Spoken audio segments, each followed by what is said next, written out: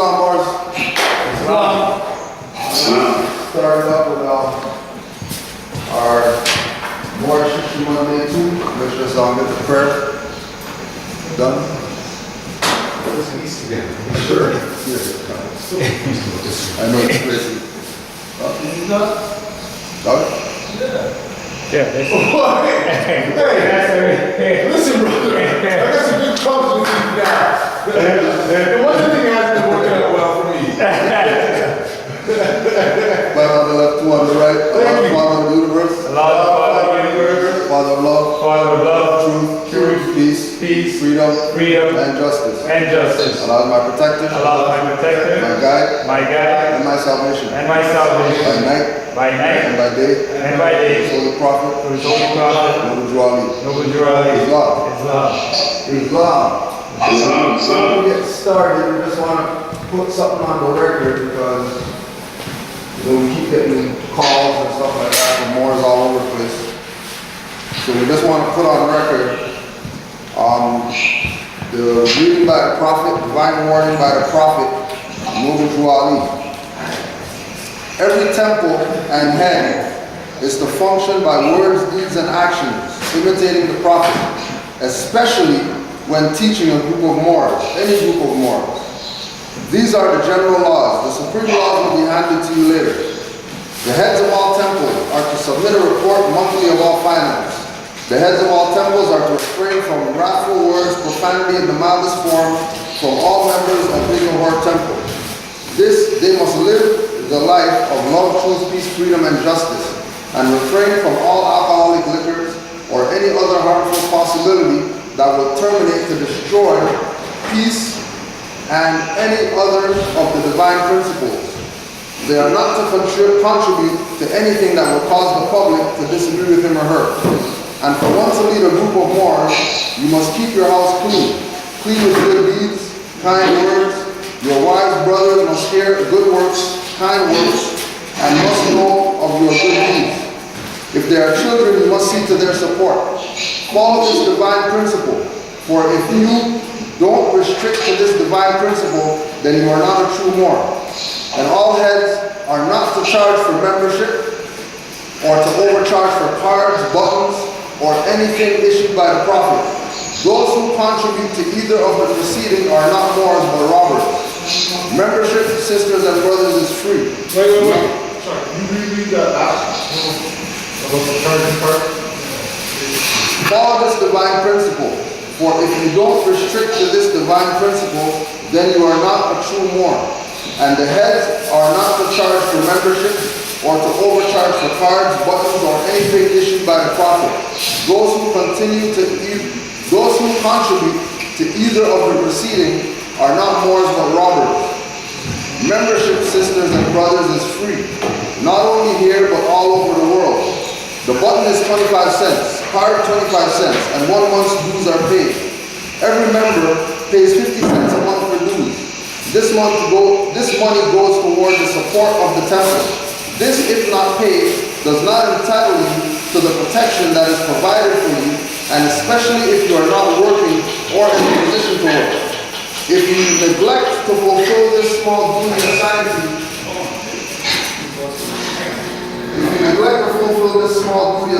you,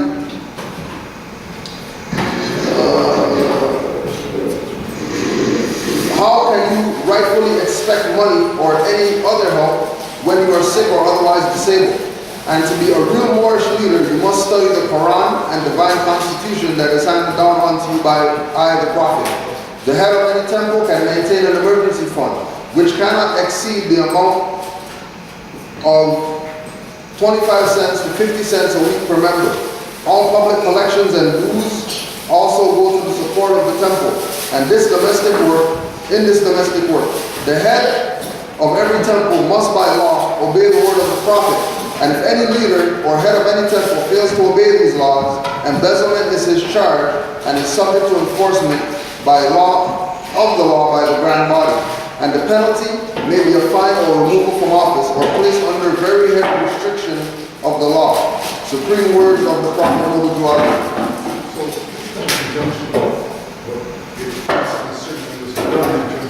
Embezzlement, that kind of Right. That could pertain to that. Right, yeah, it pertains to anything having to do with robbing the people. Regardless of what their title, whatever it is, with their members. Because remember, Noble Jwali made the statement that he's talking to Moors, but not just members. He's talking to faithful Moors, he's talking to members, he's talking to American citizens, he's talking to everybody who has vested interest in uplifting following man. That whatever he laid down needs to be followed, you know, to the T. Yeah, to the T. And once it's followed, then we could, you know, do what we gotta do. Now, the reason why I want to read that is because we got an email from a brother coming into the movement, and we just wanted to put his email on the record so Morris can know what they're up against with these traders trying to, you know, do what they gotta do to make fiat and make whatever else that they gotta make off of the profit. So there is a dirty Moor in Nashville, Tennessee, named Son, aka Terrence Skinner, who swindled me out of $2,000 and several of my friends. He had us give him our personal information in order to type several documents that we would later have to put on the record to declare our nationality. That included filing UCCs and making ourselves transmitting utilities in order to get access to the Sestakey Trust, etc. He showed us his nationality card, showed us deeds to houses that he supposedly paid with bonds and accepted for value, although at the time he was living in the apartment of a young college girl, and he wore his fez. When I think about it, he never once mentioned Noble Jwali, and if we asked any questions about how the whole process worked, he got an attitude as if he were offended. He had one of his master students, quote unquote, at the house one day and told us how honorable the brother was for getting papers for his mother, wife, and brothers and sisters to get them out of slavery. This brother paid about $8,000 total. $8,000 to do what? For nationality paperwork and stuff like that. But not just for him though, for him and his family. So we're looking at maybe 2,000 a piece. Wow. Times, you know, 5 people or whatever. It's a new car. Right? However, when we got a chance to ask the brother how to operate and apply the knowledge, he didn't know any more than we did, and he just followed the orders on what to do in court, but apparently he was able to get his student loan paid off. I'm sure this was just a trick to pull us further into the scheme. Luckily for me, I remained a little more skeptical and didn't go through with the entire process and only filed the UCC-1. But my partners did everything, including the UCCs, getting papers with the official seals that Son had to get from the Ku Klux Klan and the whole nine. Ku Klux Klan? Right, I don't know that's about. What? This happened to me in 2011. And after that ordeal, I didn't want a middle finger with any dealings with Moors. I trusted him, but then I learned that everyone with a fez ain't your brother. It's scary to think that this man has personal information on so many people. I personally know about 11 brothers and sisters who have dealt with this man. My only hope is that the knowledge that the Canaanland Moors spread reaches other awakening Moors before dirty Moors get to them. Peace and love. Islam. Islam. Islam. So we want to put that on the record, one, so that people can know about these criminals that are disguising themselves as Moors in order to swindle the people, etc. It goes back to my point, where I was saying that we have to be careful about how business is done or the work is done around us. Right. As much as it doesn't pertain to anything that has to do with profit, Yeah. we're not selling the profit at all. But ultimately, you know, there could be that kind of letter being written about us if some more within our jurisdiction does something like that, and then they they somehow paint all of us with that brush. Yeah, well, right, and Of course, the difference that I'm looking at is just the level of the deceit. You know what I mean? $2,000 versus somebody saying 20 or Yeah. 50 3 times or whatever like that is still, you know what I mean? So Plus, on top of it, the person needs to have brought themselves to a level where they understand what's going on. right, That's on them. and just like when I was building with the brother too, he recognizes that it was his error by not knowing, right? So it's not blame that guy for, you know what I mean? It's put that guy on blast because he robbed me, right? But I know that it was my error. It was my lack of information study or whatever that made me get game for $2,000 for some papers that you can go to RV Bay and get for free. Right? And that should be put out there for everyone. For everyone. That you shouldn't be paying anything. You shouldn't pay anything to anybody. Anyone. Now, you know, you have administrative costs, right? That you will have to, you know, put out. But it's not no $100, $1,000 or nothing like that. You know what I mean? Anything above $100, you need to be very skeptical of these people who they're dealing with or whatever. And I think here's a beautiful thing, this is a great segue, that really, if there is any cost being put out there, one should ask 3 upstanding Moors about that cost. About those costs, right? Before you put any money out, one should make sure to ask 3 different Moors than the ones that you're dealing with about that kind of cost. See now, and then that's part of the issue too, that you know, this brother's in Tennessee, right? So how's he in Tennessee and he can reach Canaanland Moors or whatever, and he can't reach Moors in Tennessee? Or Moors that are in closer vicinity to him to address these issues, right? Now, you know, if we look at it, you know, divine and national movement, you know from a divine perspective that, you know, when Bobby Hemmett came here in 2006, 2005, he told people here at his lecture that Toronto is the final land of consciousness. Wow. Say that again? Bobby Hemmett, when he came here in 2006, told the people at the lecture in Toronto that we put on, before we were even on Moorish science, that the supreme jurisdiction of consciousness is in Toronto. Because it's the most north place with Asiatics in a mass amount of numbers. If that's body, that would be the head. Right. So you know, but he was referencing it that here's the pineal gland. But I'm still Still the head, right. That's the Still the most top, right? The most north. You know what I'm saying? So people are looking towards, you know, people are seeing the lighthouse from wherever they're at, that we're shining around this north gate. You know what I mean? We definitely are doing the light. So Islam taught the Moors in Canaanland for doing what you do. And we're gonna jump right in to our good brother. Just up here. We're trying to pull some springs to surprise everybody. I'm walking the door. But you know how it goes. You know what I mean? So we set up the Skype. This is Moorish History Month. Lecture number 2, official lecture number 2. Yesterday was SetenRa Bey. That's on YouTube already. And this is segment 2. Brother SetenRa Bey. He's got the floor for however long, you know, he needs to do his thing. Because like we say, when it comes to Canaanland Moors, we don't put leashes on Moors.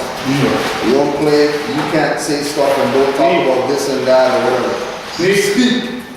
Right? Demonstrate.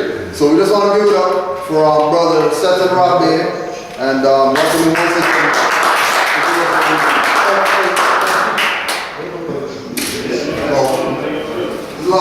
Pressure. Hey man, He's on. I'm back at home. Oh, yeah. Sitting there.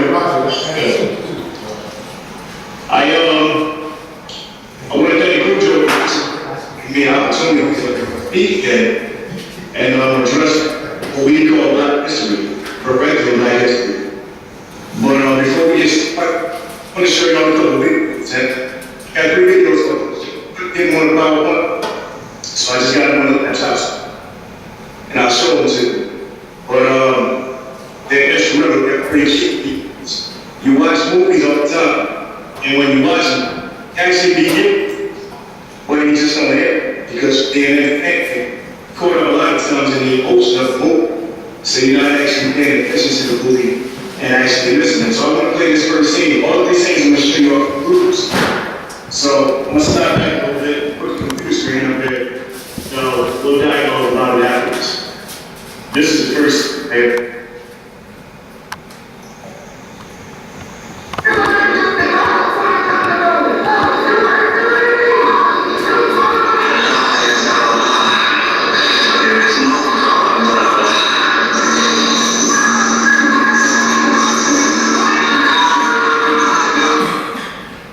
I know that was a quick scene, but y'all able to hear what he said? Yes. He said, Allah is Allah. There's no greater God than Allah. That was in Roots. Roots came out at 77, 78, something like that. Yeah. And then you fast forward until 2008, 2009, when Barack Obama took office. He actually went on camera and said that the United States was founded on positive principles.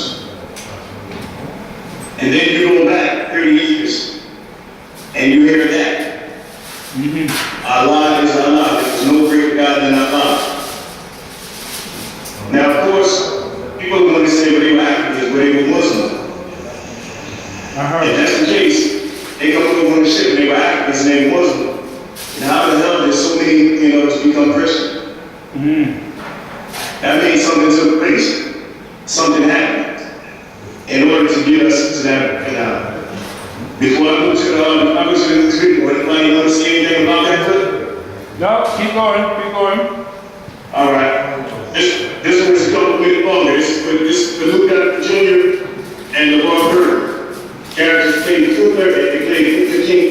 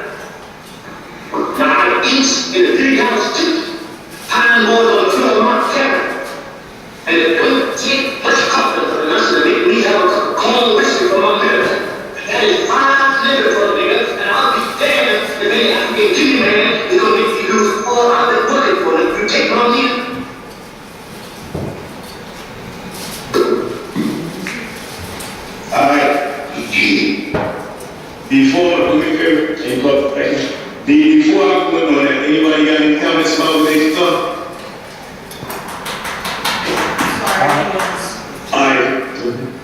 The first thing I saw was separation. He made it clear, that was an African Guinea man, and that he wasn't African. Who got made it clear that from the King said, it's an African Guinea man, and that he wasn't. He clearly made the separation. But when you look at the characters, and this was supposed to 1600s, 1700s, I don't know when they said this, but whenever it took place, they had it. Right? Cujo just read a letter a little while ago with the same two characters. Because you got some that's calling themselves see and brothers and sisters, but on the same day that the army on the European has been on us, sitting there reading and molesting his brothers. Well, that's the good, that's the thing. When you sit there and you see the brother is not willing to move off his square, he's going to King Tech, regardless of what Lampa say, regardless of what Phyllis say, and regardless of what anybody else says, he's going to King Tech. And he ain't moved on. It's no different. And when you guys stand in front of the magistrate, and the magistrate tries to force you to use the corporate name, you're telling them that you're here all day. No different. Same situation, same scenario. The strength that my brother exhibited is the strength that we should carry today. For some reason, we just don't. And I say we, because I'm talking about us as people. I'm not talking about me specifically or either one of you. I'm talking about us as a people. We don't carry that type of strength. We don't carry that type of violence. You see when he reached up and grabbed his hand, when he called him Toby, I'm not Toby, I'm Kunta Kinte. But the most important thing is the separation. It's the fact that he was able to say, you have to be a Yeni man. Because if Philip's ancestors were born over on the ship, then it should have been the same thing. He may not have been a Yeni man, he may have been a Ghana man. But the whole point is that they were both from the continent of Africa. Anyway, that's what they told us. So that's why we're here today, to address Black history, to address what's with us. We don't know that. That's why we're here today. I got one more video. Can you shut down so when I get up, bring it back up. No, I'm gonna lie, I'll get it. Yeah, my phone went out on the last time, so when I get the last video, I'll put it back up. In the meantime, we'll get started on the presentation. Right in front of the screen, this picture up there of a brother. It says, I am not a teacher, I am an awakener. When I saw that picture, I fell in love with it. I just looked at all the signs that surrounded it. In the back of the brother, you see the golden fire, the golden knees. In front of his right hand, you see the golden knees. Behind him, you see the pyramid. And then you see his spirituality lit up. All that energy emanating from him. That's how we need to operate at all times. I know sometimes we gotta have a little bit of fun, we gotta do that, but you never general nation. My master teacher, after the LC most faith, told me a long time ago that God are the enlightened one. I know they call themselves the Illuminati, but you are the enlightened one. We come from enlightened people, and we need to conduct ourselves as such, enlightened people.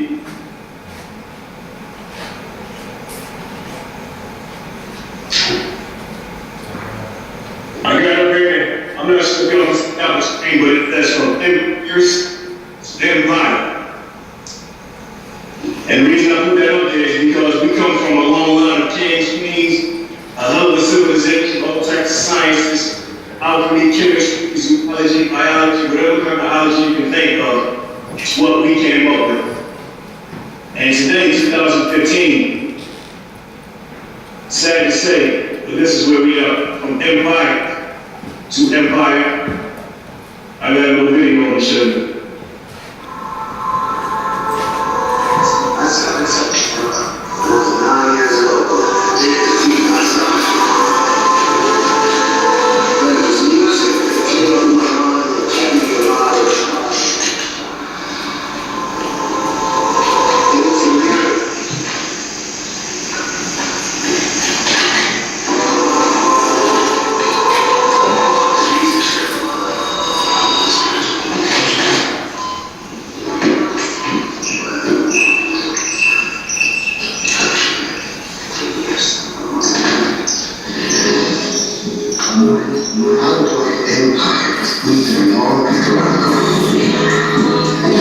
So I grew up with success, and you can only be one of them.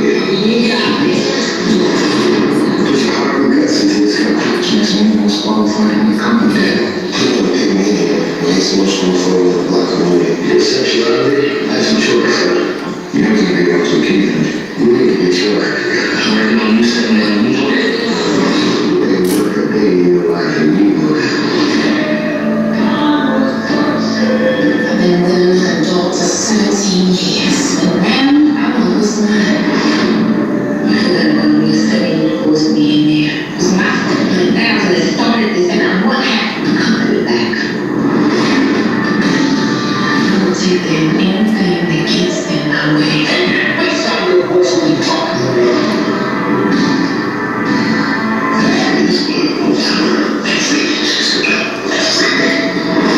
What if you what if there's anything on your water? And when the last man stand, you know that we're going to hurt hostile mix and investigation mix too. For that information, if it gets on, so-called legacy focus there. You can fool this country in real shit. I'm not a punk ass guy. I just want you to know, everything I do is for you and purpose. Do you have your friends who don't have cake? I want to be a king. Okay.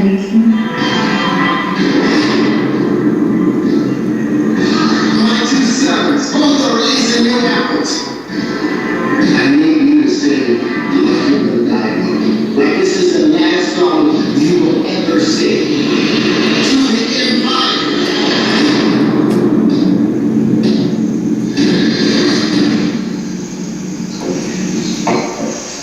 I didn't have to watch that show.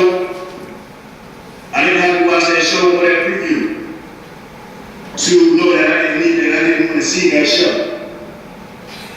Only thing I needed to know was the plot, and it was put on Fox. Because Fox actually cared about putting you positive light on national television. You watch that show, see drug dealing. You watch that show, you see pimping. You watch that show, you see homosexuality in the home. You watch that show, you see a son extremely disrespectful mother. You watch that show, this special son has a European woman by his side. You watch that show, you're not like tip. I didn't need to see the joke. I needed to see was Thriller, the Good Boys, and it was on Fox. That's all I needed to see, that's all I needed to know. We went from empires to empire. That is one of the top rated shows on Fox right now.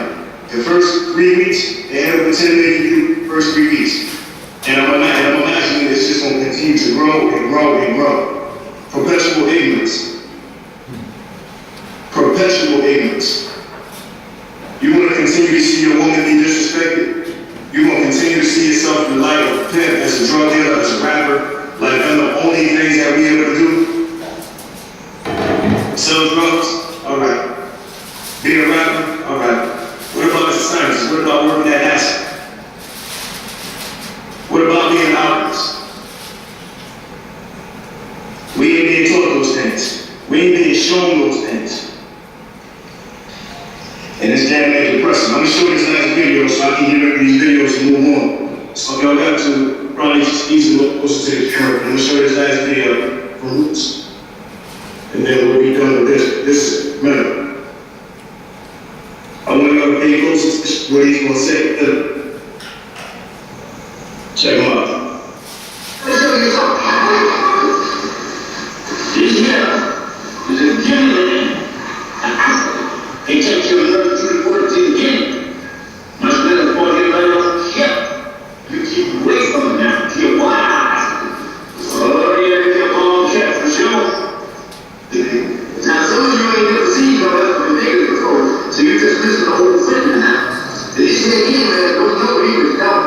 So I don't really want to teach you what it is that you got to know. Come on.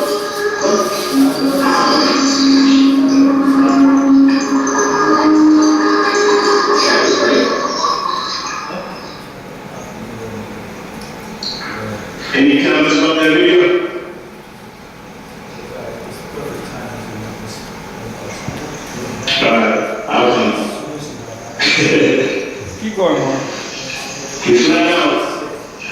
flat out separated himself from Kunti Kente. Flat out separated him from Kunti Kente. And he also says the rest of the people understand that other enslaved Africans, this here African boy from Guinea. And I know many of y'all never seen an African before, but it's one standing here in front of you right at this moment. Now the question I have is this, that a lot of people probably wouldn't have, because they could have been emotionalism of the move. If they never saw a real African before, then what the hell are they? Right. Okay, yes, yes. Where are they from? What's their nationality?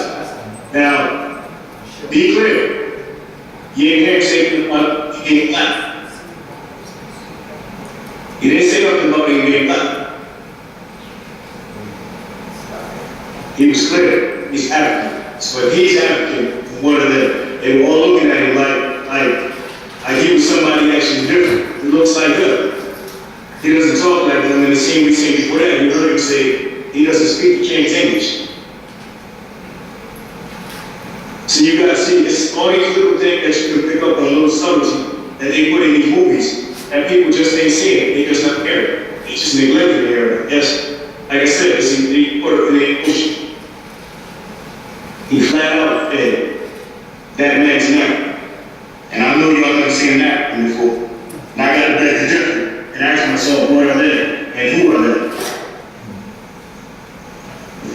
There's a whole lot to put on these little things in these movies. If you just open your eyes and you just pay attention and check them out. Back to the presentation. Correcting Black history as told by the USA. I like that picture right there. Before we get into it, we're going to talk about the definition of the word black. Obviously, black is an adjective, comes from the Saxon, meaning blank, oblique, black, meaning pale, wan, or livid. And if you have yourself a good unabridged dictionary, you can look up pale, you can look up wan, and you can look up livid, and you'll practically get the same definition. Bleach and bleed, to become pale, to turn white. In Swedish, bleak, pale, wan, livid. In Dutch, bleak, pale, bleaking, to bleach. In German, white, pale. In Danish, bleak. And that's from the 848 Moorish dictionary. Now, how could that be put that in all the languages? Well, we interpret that we interpret that race as a nation of people. When it says right there in the etymological bracket, right here, SAX period Saxon. At the bottom of the screen, you'll see the definition of Sax or Saxon. Of or relating to the Anglo-Saxons, their language, which is Old English, or their period of dominance in England, which is from the 5th to the 11th centuries. Now, if the word didn't exist until way back then, how do our ancestors talk about the black land? Kemet being the black land, us being black people. Sometimes we gotta question the things that we study, sometimes we gotta question the things that we read, sometimes we gotta look a little deep. Just because SetenRa Bey or Grand Sheik Kuja Apodeo attached nations, it doesn't mean you should look up. Go do your research, go look it up and find out what these words mean. Find out what part of history they come from. The word black is not ancient, you are ancient. The word black is modern, the Albion is modern. History. History being the noun, coming from the Greek, is Sophie. Latin, Spanish, and Portuguese, historian. And what history is account of facts, particularly of facts respecting nations or states. A narration of events in the order in which they happened. And that's from the 1828 Old Webster's Dictionary. At the bottom of the screen, you'll see that I put his story. And that's my definition. It's called oblique and blind. That's what we've been studying all these years, oblique and blind. His story.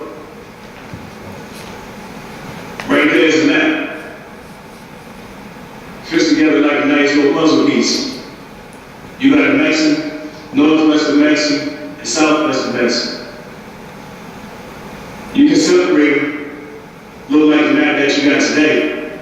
Then you'll get what they call Africa, North America, Central America, and South America. But it's amazing how, if you just push them together just like that, that you get a nice little pretty puzzle piece. So when we talk about Northwest New Mexico, you can clearly see that you're in Northwest New Mexico. When we talk about Southwest New Mexico, you can clearly see Brazil is in Southwest New Mexico. Now I want to point something out. Right here, you have the Congo. Zaire, Africa. Right now, presently, that's where the majority of Africans reside, in the Congo. Now, outside of the Congo, across the whole globe, the second largest concentration, African descended people live here, in Brazil. Not in the United States, not in Canada, or what they call Canada, in Brazil. But you can see the proximity, you can see that they're right next to each other. Put the whole piece together, you can see that the Congo goes right into Brazil. But when you see pictures of Brazilians today, you see people that's on the lighter hue, you see people that have a lighter complexion, but people like those in pretty women, those exotic women, however they want to put it. But I beg to differ. I think love are beautiful and pretty, exotic. But you can clearly see proximity from Brazil. And that's ironic because a lot of people think that the majority of African descended people live in the United States, but they're not. The second highest concentration in the world is in Brazil. That's a picture of America. That's Northwest New Mexico, Central New Mexico, and Southwest New Mexico, and the Atlantic Islands. One thing I like to point out is people always seem to neglect it. Is this piece of land right here is green. People seem to forget it's part of America. I guess because it's so hot that it falls in the water. They forget that it's a part of America, but it's not. All of this is America. All the way over to Alaska, to all these islands up there, to Canaanland, which land that's bigger than the United States. Mexico, Central America, all of these islands there, and South America. Let's not forget Hawaii and all of them islands over there. But you gotta be clear, when you're talking about Americans, you're talking about people that descend from this land. You're not talking about people that come from Europe. You're talking about people that come from this land. Every piece of history says that the descendants of this land are Moors, are highly melanated individuals. I say highly melanated because everybody has melanin. We just have the highest concentration of melanin over anybody else on the planet. This, without a doubt, is the Moroccan Empire. We got a lot of people who question that. And they only question it because they won't research, they won't do any study, they won't take the time to actually sit back and look it up. Now, another reason I put this map up here is this. When you talk about so-called black history didn't just happen right here on this corner of the United States. Not in this corner of America. When you're talking about so-called black history, because this whole land is comprised of everybody that they like to term black. When you're talking about black history, you're talking about all of them. We can't just pick this little piece and pull it out and say, we're just talking about us. No, we got brothers and sisters in Cuba. We got brothers and sisters in Brazil, Argentina, and Chile. All of these Atlantic islands, we got brothers and sisters here. We can't forget about them. Just because we had dogs put on us up here, we forget about them getting dogs put on them down there. The same piece, Albion. You're talking about the same piece. The Spanish, the Portuguese, the French, the English, the Dutch. You're talking about the same beast with this land to that and here. Don't ever be confused and don't ever do what Philip who the King teachers did to separate yourself from your brother. Because we've been indoctrinated to do so. Here I am, born and raised in Philadelphia, and you can get somebody somebody born and raised near Jamaica, and they actually think that they're different than me. They'll call me black, but they'll say they're Jamaican. They won't identify with black. Well, if me and you look alike, we may have a bit different accent, but if we look alike, how you gonna call me black and call yourself something else? That's crazy. That's indoctrination. That's what we've been taught. That's what we've been brought up on. I like this picture my man right here. It says, I am no longer accepting things I cannot change. I am changing the things I cannot accept. I'm going to read it again. I like it. I am no longer accepting things I cannot change. I am changing the things I cannot accept. I can't accept being called black, so I changed it. I couldn't accept being called Clarence anymore. I don't know if any of y'all I don't know if any of y'all that was it was Clarence. But I couldn't take it anymore, so I changed it. When you can't, when your situation is too much for you to bear, you have to change it. And once I learned that being classified as a Negro, colored, and black, what type of status that put me in, that it made me a subject, that it made me a non-being entity, corporation, I had to change it. Couldn't accept it. In fact, I couldn't accept it. So I changed it. In order to correct something, you have to know first. You have to first know or admit there's something wrong. Most of us don't know there's something wrong. That's why we won't change. No, peace, Because man. we're busy. Question? Yeah, I have two questions. What's up? When you made your transition, can you talk about just quickly how you came into Moorish science? Like maybe, Yeah. the Moorish, a lot of Moorish came into Nation of Gods and Earths and all these other schools of thought, but I don't think we ever heard your sojourn story. Okay. Alright, so back in 2000, late 2006, I decided this desire to learn about killing. At the time, of course, I called it Egypt like everybody else, but at the time I had this desire to learn about killing. And in the process, I came across two things. I came across a book by Anthony Brown called Now Contributions to Civil Thinking that totally turned our world upside down. And at the time, I came into Dr. Ray Higgins and a lot of his teachings, and it really just opened me up, opened my eyes up. So for a period of like maybe 2.5 years, I was going hard on killing. I was studying it, and I still studying. I still go hard on it because it's still our people, it's still our science and our culture. Somewhere along the way, I met a guy named Basil here in the territory of Philadelphia. And Basil said to me, actually to me and my cousin, he said, you guys actually know a lot about a lot. He said, what do you know about nationality? And at the time, I heard the same thing everybody else heard, UCCs and all of this nonsense, and doing it that way.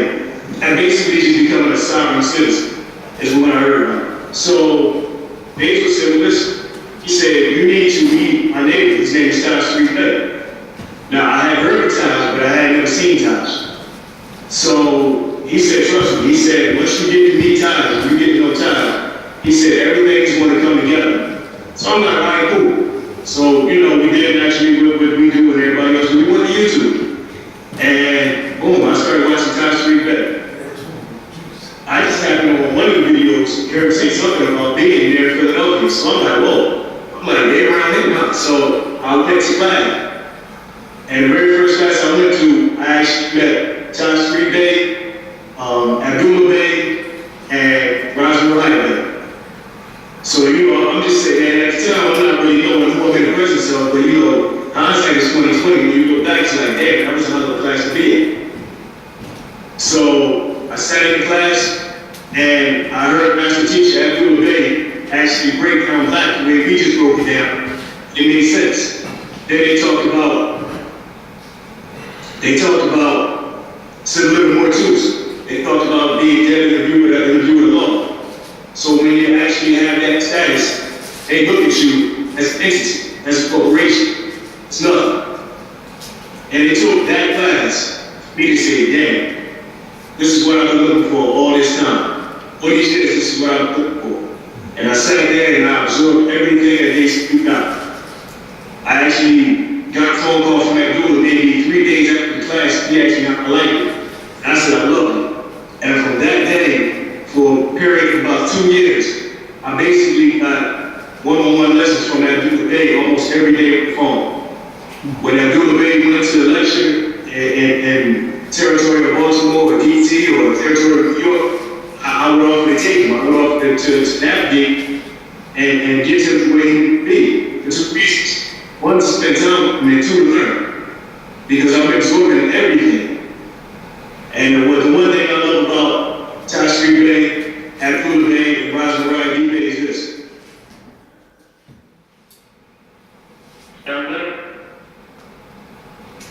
We'll tell you guys to go.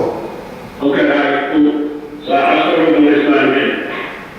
It says, at this present time, we are living at the moment. But by tomorrow morning, what we have done here today will be a part of our story. We are writing every time we start to finish our games, or are we looking at that stuff? When we make our story, we did many years ago, and absolutely ignore the fact that we are living in history. And this particular number of time. A lot of people, when they talk about history, so-called black history, they usually go to 2 things. They go to the civil rights movement, and they go to slavery. Those are the immediate 2 places they go. We understand that every day, the music listening to the music that's coming up, the movies that we're watching, the movies that our people participating in, the characters they portray, it is going to be 25 years is going to be history. And the history that we talk about, the slavery and all that type of stuff is going to be forgotten. Because they keep helping you forget where they go, it's a long time ago. And the only history that comes up is the black vacation films, JV, all that type of stuff, Lil Wayne, Weed, and all that type of thing. We're not realizing that we're back in history right now. This right now, 1435. I put 2014 up there. I guess I forgot it was 15, but I got our camera right. This is the Saturday hour. This is what's going on today. Those brothers got on a t-shirt that say, yeah, it's black. If you want to hear it, this is going to be black history. This is what they're going to be talking about. In 30 years, this is what they'll be talking about. Never mind the fact that these guys are talking about they had that shot. Never mind that they had no idea, no clear idea of their identity. They have no clue who they are, gays and new black. If you ask them what is black, they will say they're black. But if you look at their t-shirts, those t-shirts are black. And don't think one of those guys wearing those t-shirts. Question? Oh, go ahead.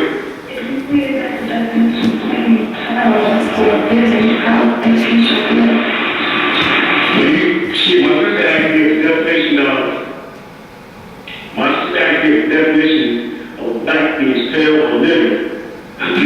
And how is that t-shirt black? When you open up the 1828 and open up black, oh, I got it right.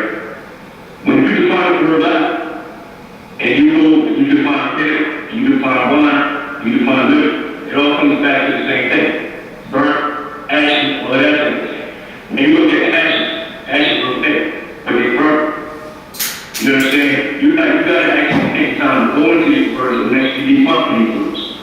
Don't worry about what the image is, don't worry about what you've been told. Read deep. Read past where, but don't stop at the period. There's more read past the period. Read the whole things, that way you can get a full, clear understanding of what it is that you read. This is a picture of our youth. Sit there with pistols, hand, cradle back in with pistols. This one right here is the youth side, because they got a kid sitting right there. And it looks like he's about to reach for the gun, but he's about to act like he has a gun in his hand. But these are the images that our children are seeing.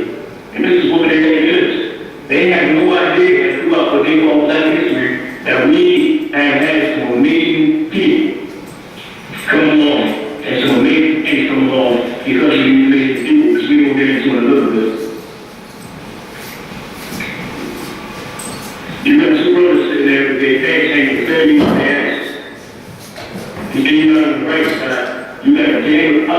was, you got a little baby boy sitting on his bike, he got training wheels on, and he got a backpack on. Now I can count 1, 2, 3, 4, 5, 6, 7, 8, 9, 10, 11, 12 faces. And one little baby boy, are you serious?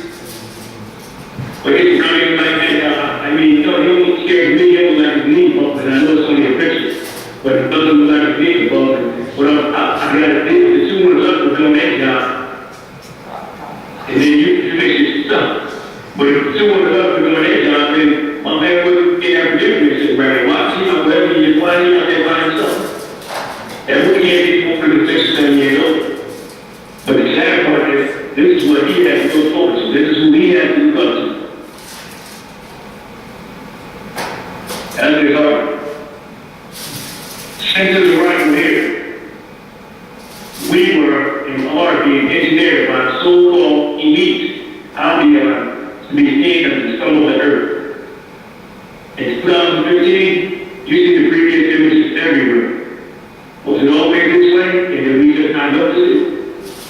And still go back to history and see. Let's see if we can break our story that called Black history.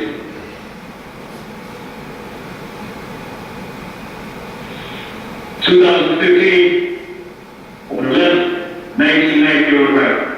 On the left, you got two brothers standing there, bush shirts, pants hanging clearly off their behinds. They lead them to the middle of their thighs, almost to their kneecaps. And that's 2015. In 1990, you got two brothers married crisscross that long so back. So big group one mom. You got the brothers with the pants and their shirts from backwards, with their pants are still hanging down, the pants are still hanging low. Now, even though they wasn't portraying guns or acting like hooligans or anything like that, the style of dress is nothing new. The problem is we never accept.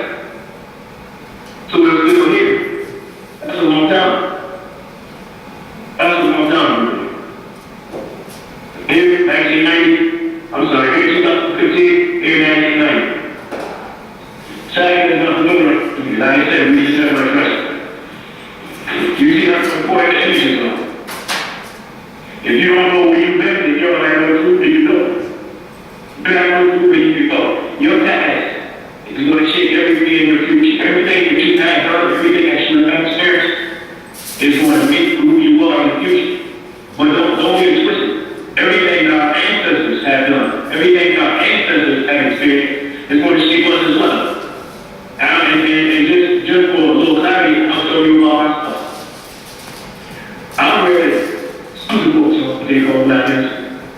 I used to love to read all of my articles. I just love to read about Louis Armstrong, shit like that. And Max Higgins, and all the people from our history who started out in these, what they call poor conditions. We don't want to say poor because poor is in mind, and broke is a temporary condition. So a temporary condition can easily be changed. But if you stay in poor, you will typically stay in that state of mind because you won't want to do anything or have any desire or will to do anything to get yourself out of that change. But I used to read these books about these different people, and then just find out that Louis Armstrong used to share their pants with his brother. They had 3 pair of pants that they circulated. To find out that Louis Armstrong didn't have holes in the bottom of his shoes, they take books the bottom of his shoes, leave them on the rack. But when you look at Louis Armstrong, when you see the pictures, all you see is that dude with a smile, all you see is tuxedo. All you see is nice shiny shoes. You don't know about his humble beginnings. That's what used to inspire me. That's what used to make me say, dang. And so it doesn't have to be this way. The invested in the stone. Something so beautiful. Many people might just miss. He said, it doesn't have to be what you say. It doesn't have to be the way it is. You say things just because for the past 20 years every day it is. It doesn't have to be the way it is you see it is. Just because for the past 20 years every day it is. When I heard that, I'm like, damn. That's what clouds to people's heads. But it's the truth. Just because it's been that way doesn't mean it to stay that way. When you look at when you look at all these other people, and you see that they started there, they didn't see it.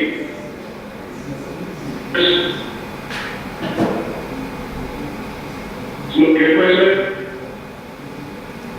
Yo, I'm just gonna ask you if you can get closer to the mic because it's still kind of distorted. sorted. I don't know if it's the internet service or if it's just conspiracy against the freaking thing. You got to because I'm sitting right on top of the computer looking at your face. Alright, let's try to keep me good. I'm sitting right on top. The time is not Institute of Human Relations. I don't know if many people have heard of this place. Should be studied. Same thing with this. It says we were formerly founded as a registered charity in September 1987. In our early work, we worked together staff from different disciplines to find ways to apply psychoanalytic and open system concepts to group and organizational life. That's a bunch of bullshit.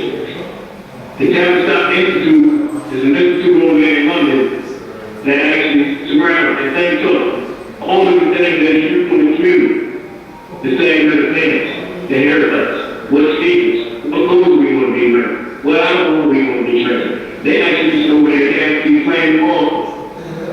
And they put it in play. All they need is everybody do. They need ideas, and everybody do.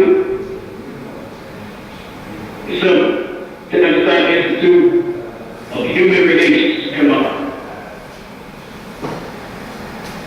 1990 to 1980, Black history. The images speak for themselves. Crack. Crack was our community.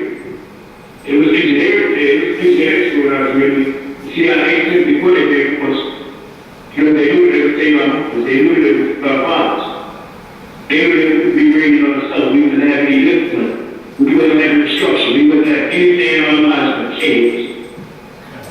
From 1980, it probably was longer than that. Practice was on their kicking ass. But around 1980 when it started, what was the images that we had to look up to?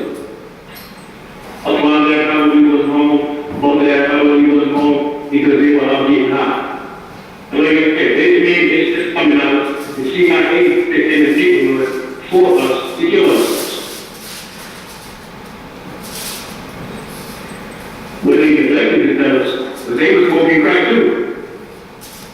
The image on the left, the image on the right, they say she was taking keyboard cleaning, whatever that is.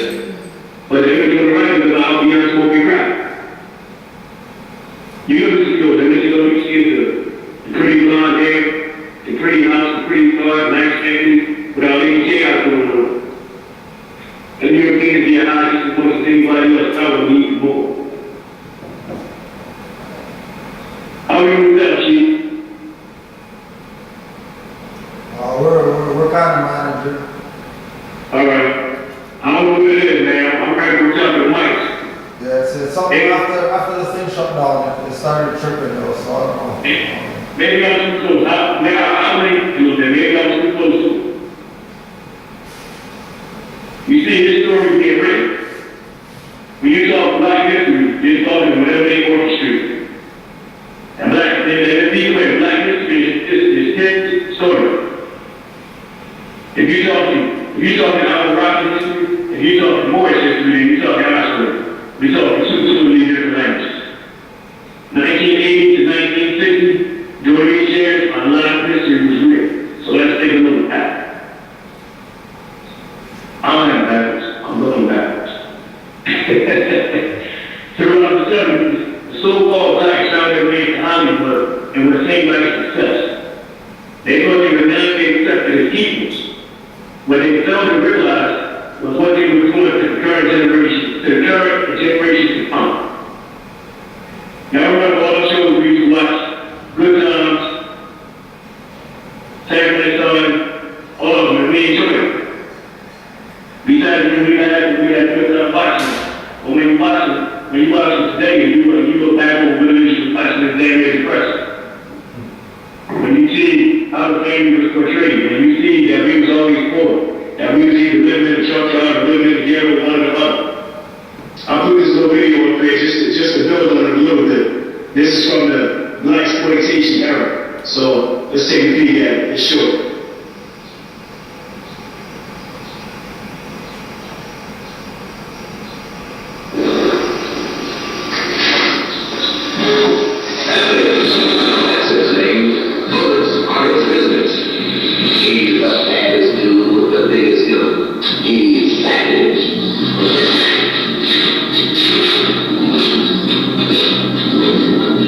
I'm a technician. Ready to be on the pyramid build-out, Peace Corps, soft imperialism, and all that. Well, not quite like that.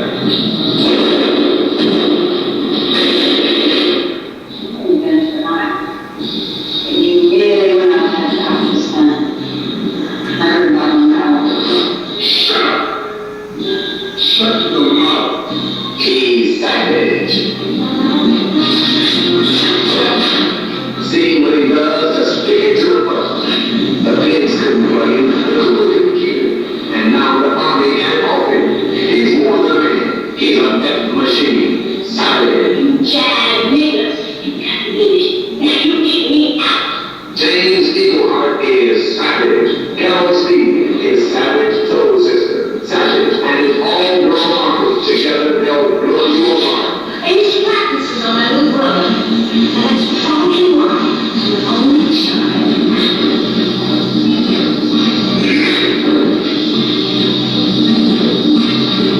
Savage. 1,000 you understand, and they're gonna die trying. Stronger than sorrow, slicker than shadow, more super high than super fly. Savage. From the world, the figures laid out. Now the thing is this, people will watch that and get excited and say, yo, he kicking ass, yo, he trashing everybody. Savage is a man. But listen to the name that they gave. They call him Savage. They've been calling us savages for years. Since they got here, they've been calling us savages. When they came to Africa to collect a couple of the brothers that they collected, they called them savages. They called them animals. They said they want to fit on a level filled with beasts. And then they call this guy savage. And then they call the sister that he got by his side, sister savage. See, that's the little type of stuff I see. I'm not going to look at him over there trashing everybody, him being a hero. I'm not going to look at none of that. I can read between the lines. I can see what's going on. We cool, Chief? Yeah. Yeah, you're good. All right. Yeah, I can clearly see what's going on. But that's the television hero that you get. Savage. And then you got the children running around the neighborhood. You know how it was when we was little boys. You got a couple sticks off the ground, just pretending like you got swords like he got, and you running around calling yourself a savage.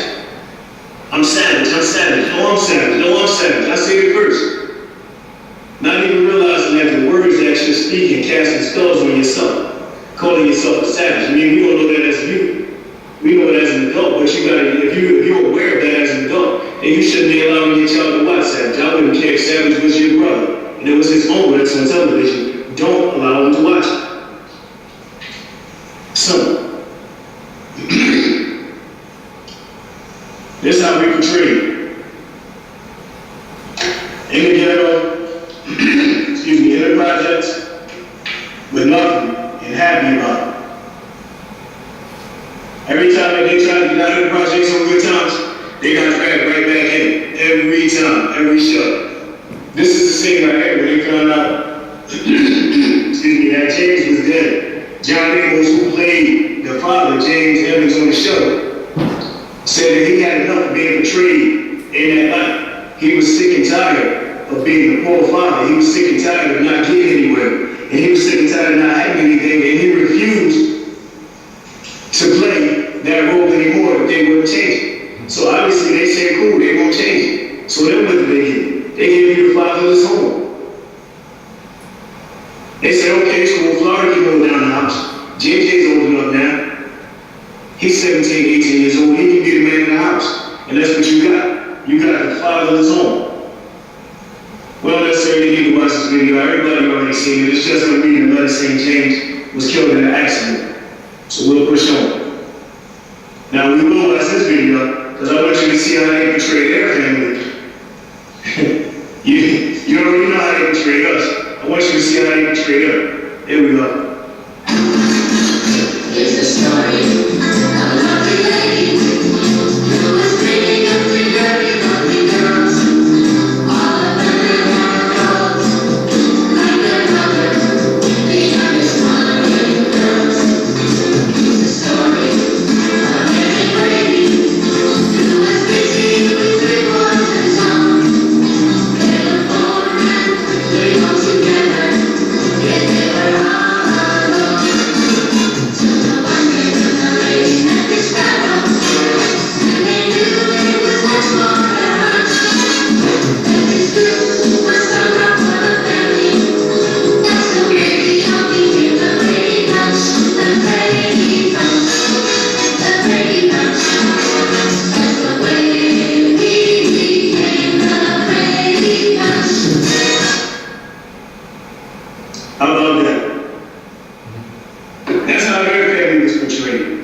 happy. They got a maid, living in a big old house, everybody smiling. Y'all remember how Good Times came on? That's what I should have did. I should have put that song up there. Scratching and Surviving. You ain't hear them talking about scratching and surviving. You ain't see a bunch of project builders in the background on this picture. But this is all black history. This is all black history. We're not talking about Moorish science. We're not talking about Moorish culture. We're not talking about Moorish history. We're talking about what they created, black history. We're going to correct black history today. But this is how they portray their family. A happy family. Like we never had one of those, right? Throughout school, when you were taught about the activity between 1980 and 1960, you were given only what they wanted you to know about. You were given Martin Luther King as your top hero. They never told you he was on their side until the end of his days. And at the bottom of my book, what do you mean by that, SetenRa? Because I know somebody might get to watch this video and they want to say, damn, well, why he say something like that? Martin Luther King was a puppet. It's simple. You don't have to like it. You just need to accept it. And if you don't believe what I'm saying, then do a little research. Read what's called the King Papers. Papers that were authored by Martin Luther King Jr. You can go online, you can pull it up. You can go to the MLK Center down in Atlanta. Read the King Papers and just read what he documented himself. You gotta figure my man was handpicked. He graduated from Morehouse. What was he, like 15 or 16? Yeah, for anybody who knows anything about the Boule, you know where they based that, right in Atlanta, right out of Morehouse. They grabbed him right out of school. His philosophy followed guns, non-violence.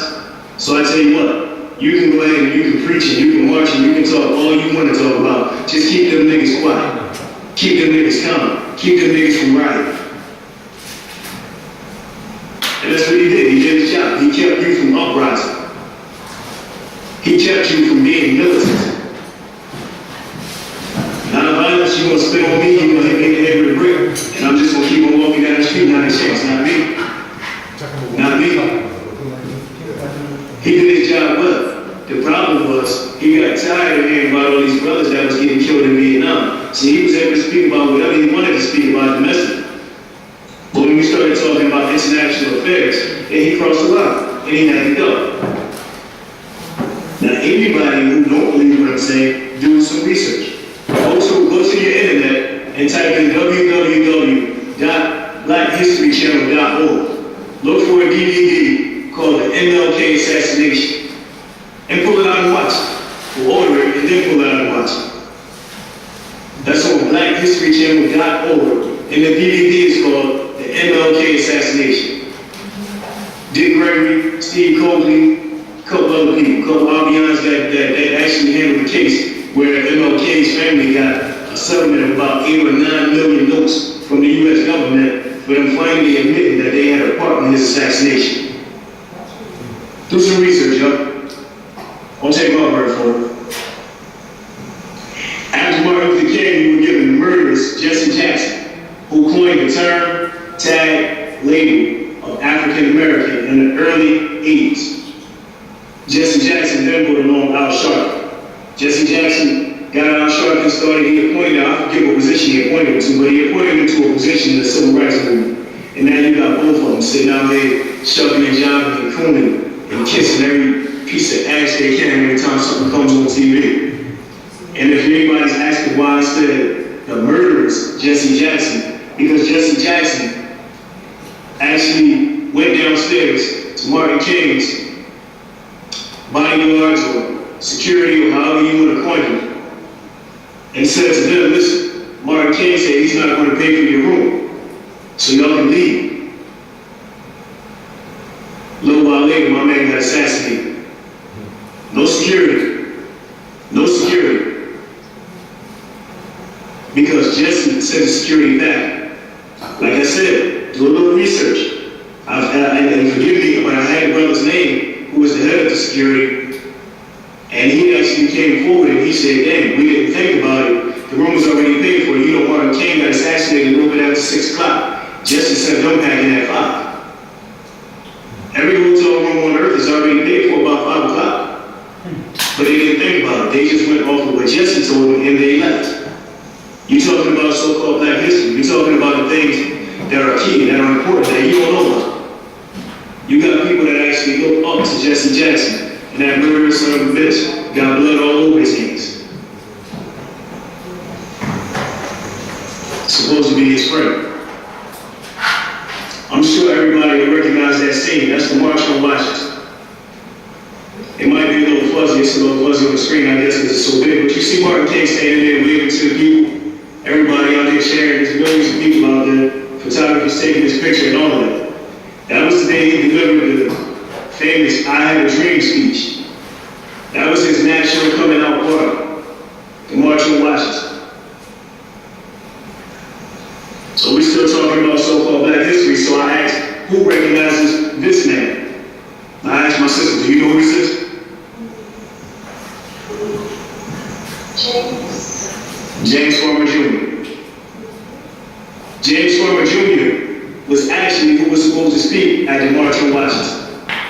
James Farmer Jr. was arrested because leading up to the March on Washington, they decided that they were going to boycott the airport and they weren't going to let no planes come in and out. So they sat down on the runways and he got arrested and he got put in jail just long enough for the March on Washington to be done and over with. But Martin Luther King was not supposed to speak. That's what I'm saying, y'all. You gotta do some research. You gotta go back into history and actually read some of these books. James Farmer was supposed to speak that day. James Farmer started what was called CORE, the Congress on Racial Equality. Now we know, us being conscious and nationalized Moors, we know that racial equality doesn't exist. National equality does exist. Racial equality doesn't exist, but nevertheless, his organization was called CORE. It was James Farmer Jr. that actually kicked off the Civil Rights Movement. It was James Farmer Jr. that started the sit-ins, that started all of that stuff. Going into Woolworth, the bus rides from this part of Alabama to that part of Mississippi, it was James Farmer Jr. that started all of that. But when you sit there and you go to school, and they teach you every February about Black History Month, they tell you about Martin Luther King and Rosa Parks. They have you thinking that Rosa Parks not getting off that bus is what kickstarted the Civil Rights Movement, but it's not. James Farmer Jr. started this. We're talking about correcting what they call black history. We're talking about telling the truth about these people that are in our past and in our history. Now, the Congress on Racial Equality, maybe James Farmer didn't have the right information, maybe he didn't. But either way, the difference in the point that I'm making is that you had some powerful people in your history.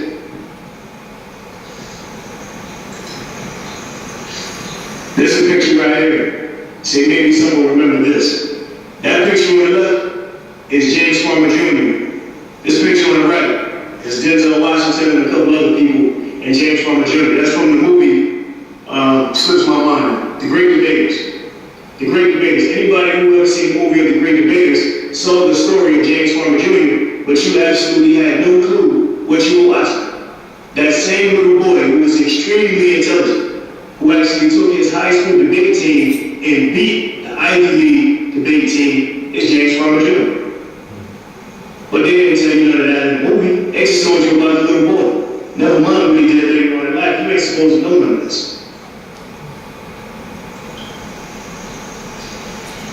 There say there usually be three sides to a story.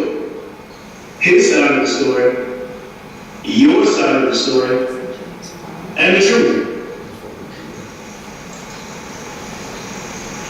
How many other truths did they keep away from you?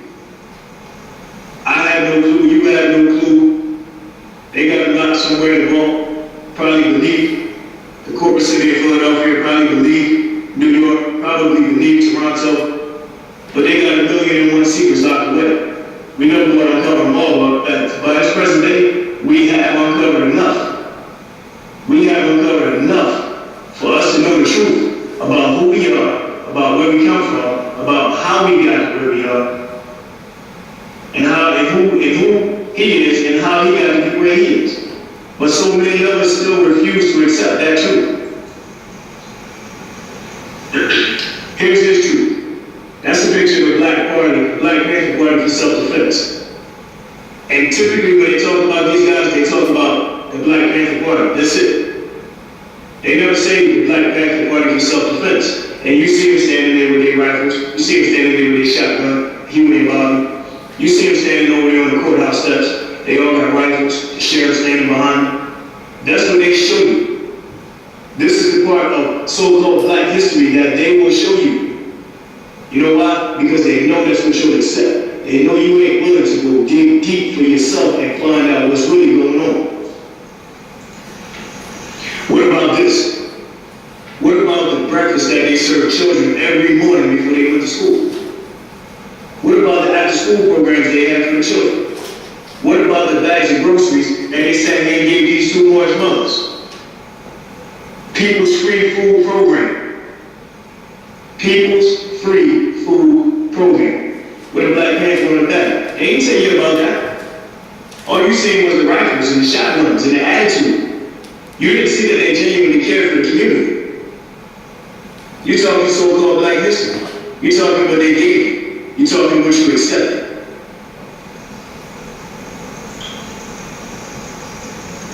Now here's a part of his story that he won't tell you. That's the assassination of the brother Fred Hampton. Fred Hampton was a young brother. I think he was either 21 or 22 when they gunned him down. How the FBI and Chicago police murdered a black panther. That's him laying over there, slumped, halfway in the bedroom and halfway out. The point again, for people, just in case for people who don't know, the FBI and Chicago police riddled the place where he was staying with hundreds, probably even thousands of bullets. Pull it up, the assassination on Fred Hampton. And then you'll see the pictures, go to images, and look at the pictures. Look at all the bullet wounds that's in the room. Look at all the bullet wounds that's outside. They tore that young brother apart. You know why? Because he was militant from birth. He came up being taught to stand on his square. He wasn't standing on the Moorish nationality square, but he was standing on the square. You're not going to spit on me. You're not going to walk with me. You're not going to treat me like scum. They ain't going to tell you that. They just want to tell you he was militant. They want to tell you he was a problem. He was a threat to national security. How can he be a threat to national security when the nation is Al-Marafi? And he's an Al-Marafi. The threat to the nation, the actual national threat, was the FBI and the Chicago police and Europeans. They're a threat to the nation. They ain't even supposed to be here.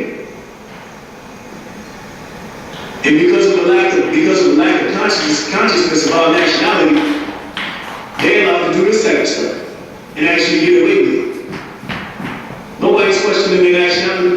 Nobody asking how come an Irish man can always become the chief of police in every metropolis, in every major city in the Union. You got all these Irishmen heading up the police force.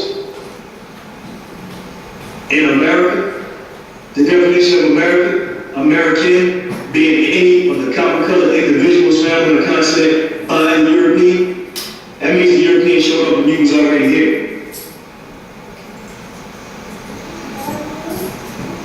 El-Hajj Malik El-Shabazz. I don't know about y'all. I don't know about the people who may see this video, but I wasn't taught about Malcolm X in school. When I found out about Malcolm X was because of Spike Lee. Because of Spike Lee and the movie, and t-shirts and sneakers and all of that type of thing. That's when I found out about Malcolm X. They didn't teach us about Malcolm X in school. I love that picture, but I mean, just sit there looking into his eyes is almost like I'm actually looking into his eyes. The serious look, the thought of deep concentration, the passion by which he put his message. Malcolm was actually sincere. When Malcolm actually found out he had the wrong information, what did he do? He turned around and he came back to teach you the truth, and they got rid of him for it. I said they got rid of him for it.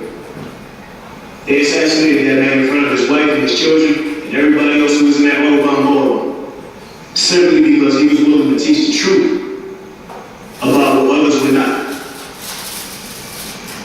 When you start talking about messing with people's finances, whether they be Moorish, or whether they be Europeans, bullets start flying. He was messing with their finances. He was messing with the finances of the Nation of Islam. He was messing with the finances of the corporate United States of America. Imagine if Malcolm had been allowed to tell the truth. You know, listen to his speeches. You hear the passion, you hear the fire, you hear the sincerity behind that man's voice. Imagine if Malcolm had sat out here and kept on telling the truth.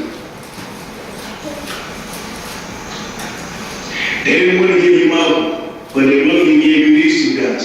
On the left, you got Booker T. Washington, and on the right, you got W.E.B. Du Bois, William Edward Burghardt Du Bois, to be exact. They willingly gave you these guys. They told you about in school, they made you think they were some of the greatest guys that ever walked the face of the earth. What were their contributions to society? Booker T. Washington. He was allowed to create the Tuskegee Institute in Tuskegee, Alabama. The main focus of the school back then was to prepare the so-called Negro for the workforce. Hey, well, that's the same program today to prepare you for the workforce. They learned to become brick masons, builders, agriculturalists, anything but doctors, attorneys, architects, etc. On that college campus, we had one of the most brilliant men that ever walked the face of this planet. George Washington Carver, master scientist, master botanist. My man said the plants talk to me. That's how I can make all of this stuff come to fruition, because I can communicate with the plants. Well, if he's already communicating with plants, and he's coming up with all these inventions, I wouldn't go over there and learn to either. I don't want to be no brick mason, even though being a brick mason is cool, because we're builders. I wouldn't go over there and learn some of that agriculture. I wouldn't be able to sit and talk with the plants. I wouldn't be able to communicate with the plants and understand how to grow, understand how to feed my family without having to go to the supermarket, without having to rely on a European feeding my family. But no, they were taught to be brick masons, builders, and all types of other stuff. Anything to do with using your hands is what they were taught at Tuskegee. Now later on in Tuskegee, not at the university, but in Tuskegee, at Morton Field, you had the masterminds called the Tuskegee Airmen, but that had nothing to do with the Institute, just the same time. It's actually, Morton Field is probably about 15 minutes from Tuskegee Institute. You had masterminds over there. You had Europeans that was watching out of flight school. And then you had these brothers, the Tuskegee Airmen. We talking about what they call so-called Black history. You had the Tuskegee Airmen out there escorting all these bomber planes in World War II. And if I'm not mistaken, I think they may have lost anywhere between 10 or 15 planes.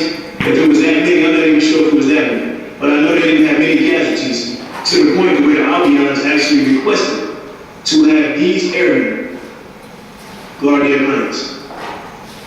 We talking about so-called Black history. Now, a second ago, I said, well, what are the accomplishments? What were the contributions to civilization?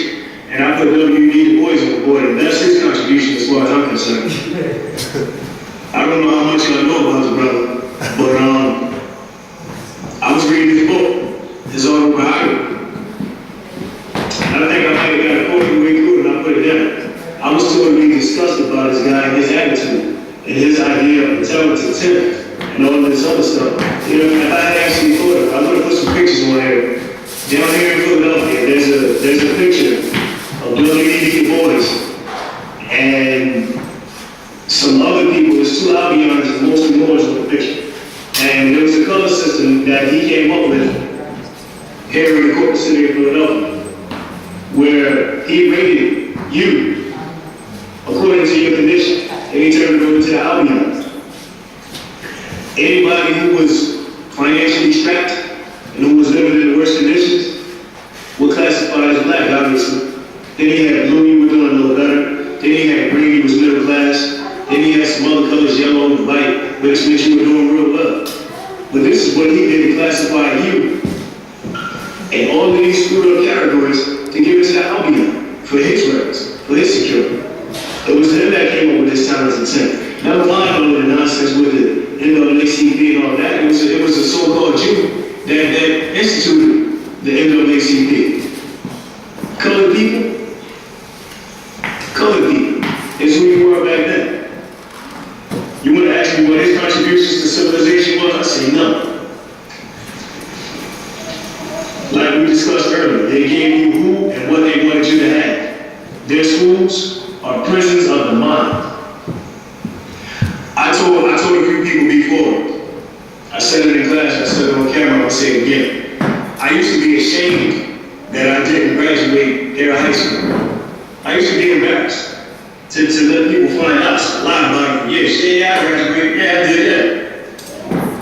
You don't know right now, I'm probably the happiest non-graduate walking, you know what I'm saying? I'm glad I got out of that nonsense. Because if I hadn't got out of there, then 9 times out of 10, I would have graduated in the top 10% because it was just that simple and that easy for me. I took it for granted because it was easy. And had I graduated in that top 10%, I would have probably gone to the next institution.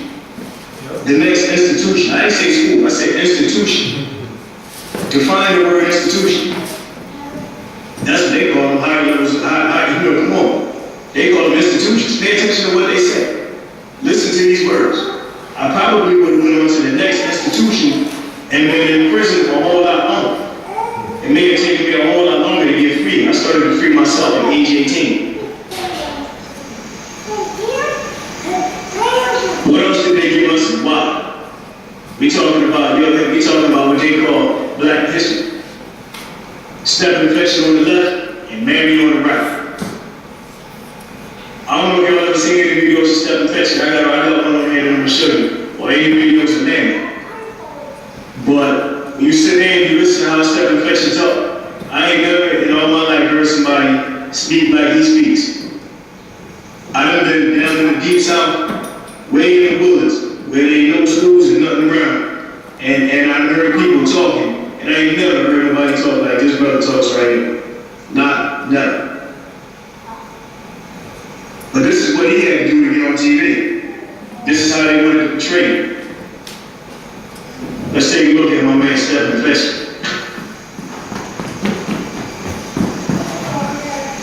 This will blow your mind.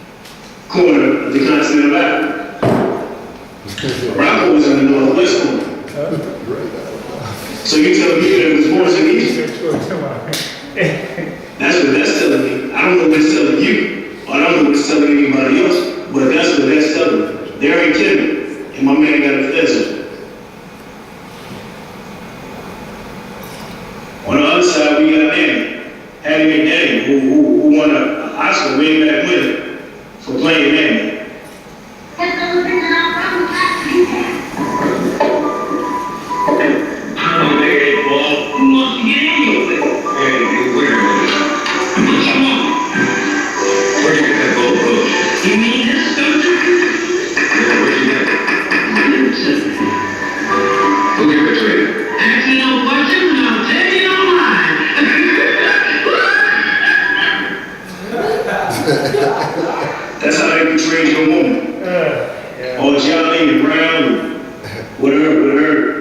turban tied around her head, and her gold brooch, sitting there laughing and jogging up to the Albion. They never showed you the woman in a beautiful light. They never showed you how beautiful she was. Even though she's a little chubby and a little round, she's still a beautiful mother. Still a beautiful mother. Those are images that they gave you. That's what they showed you on television. And that when you see it on television, when everybody else sees it on television in the world, that's what they expect. You think when they saw Stephen Fetchit, they didn't think that that's the way we all talk? You didn't think when they finally came across one of us and we could actually enunciate the words that we speak, that they weren't thrown for a loop? They expected you to sound and act and look like Stephen Fetchit. Television is powerful.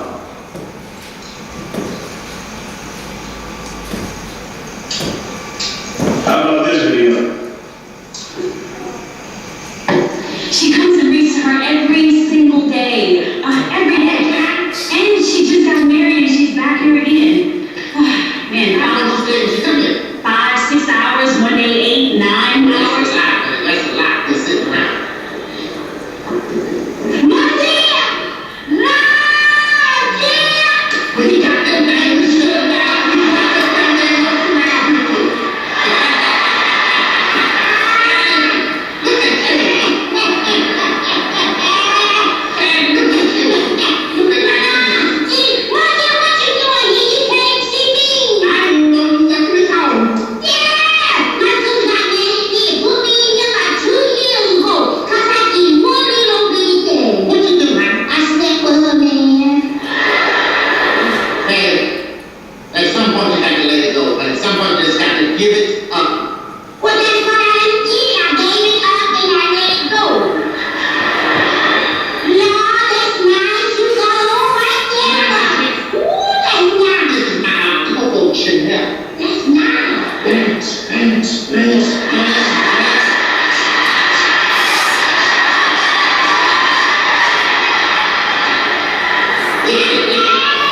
You didn't go on the record now? No, man, they still get my name Coco and my daughter named Chanel. They stole what they made these. They sell them over there in the West End and Lee Street right there at the corner of the Mars Station. You know, and people are right across the street from the Krispy Kreme.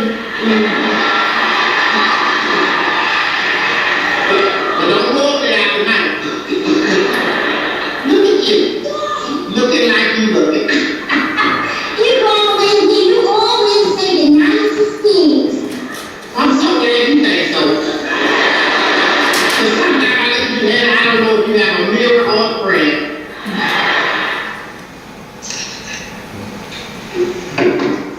I know when I first saw Madrid, I think it was probably 97, 98, something like that. And I hadn't been so disgusted in all my life. I won't typically say I hate stuff, but I hate Tyler Perry. I don't like that man with every fiber in my body. You want to talk about taking 2 steps back, he's taking 100 steps back. That little skip right there, that's just peaceful play. That little skip right there that showed the feminization of our men, by that man sitting there with a skirt on and shoes and makeup and lipstick and all that good stuff and pantyhose, and then it showed the other mother sitting there just as plumb dumb and just as giddy as she can be, sitting there talking about what she did with her sister's man. Yeah, I let it go and I gave it up. And people laugh. People actually think that's funny. That's not funny, that's sheer ignorance. That's sheer ignorance. Now, we sat there and we watched Stephen Fetchit from the 30s and the 40s, and then we watched Ike Yang from the 30s and 40s. And here it was way in 1990 something, 2000 something, and he's still up here doing the same stuff. He's still putting the same images on TV that they put on TV way back then. Even though that was so-called Black History then, it's still so-called Black History now. It's almost 20 years now Tyler Perry been out. I don't know if anybody realizes it's been that long, but it's been that long. Tyler Perry's been out since somewhere in the late 90s. It's been a long time. Why we ain't put an end to his buffoonery yet? Why are we still supporting? Why are we still helping him write all of this so-called Black history? Everybody talking about their condition. Everybody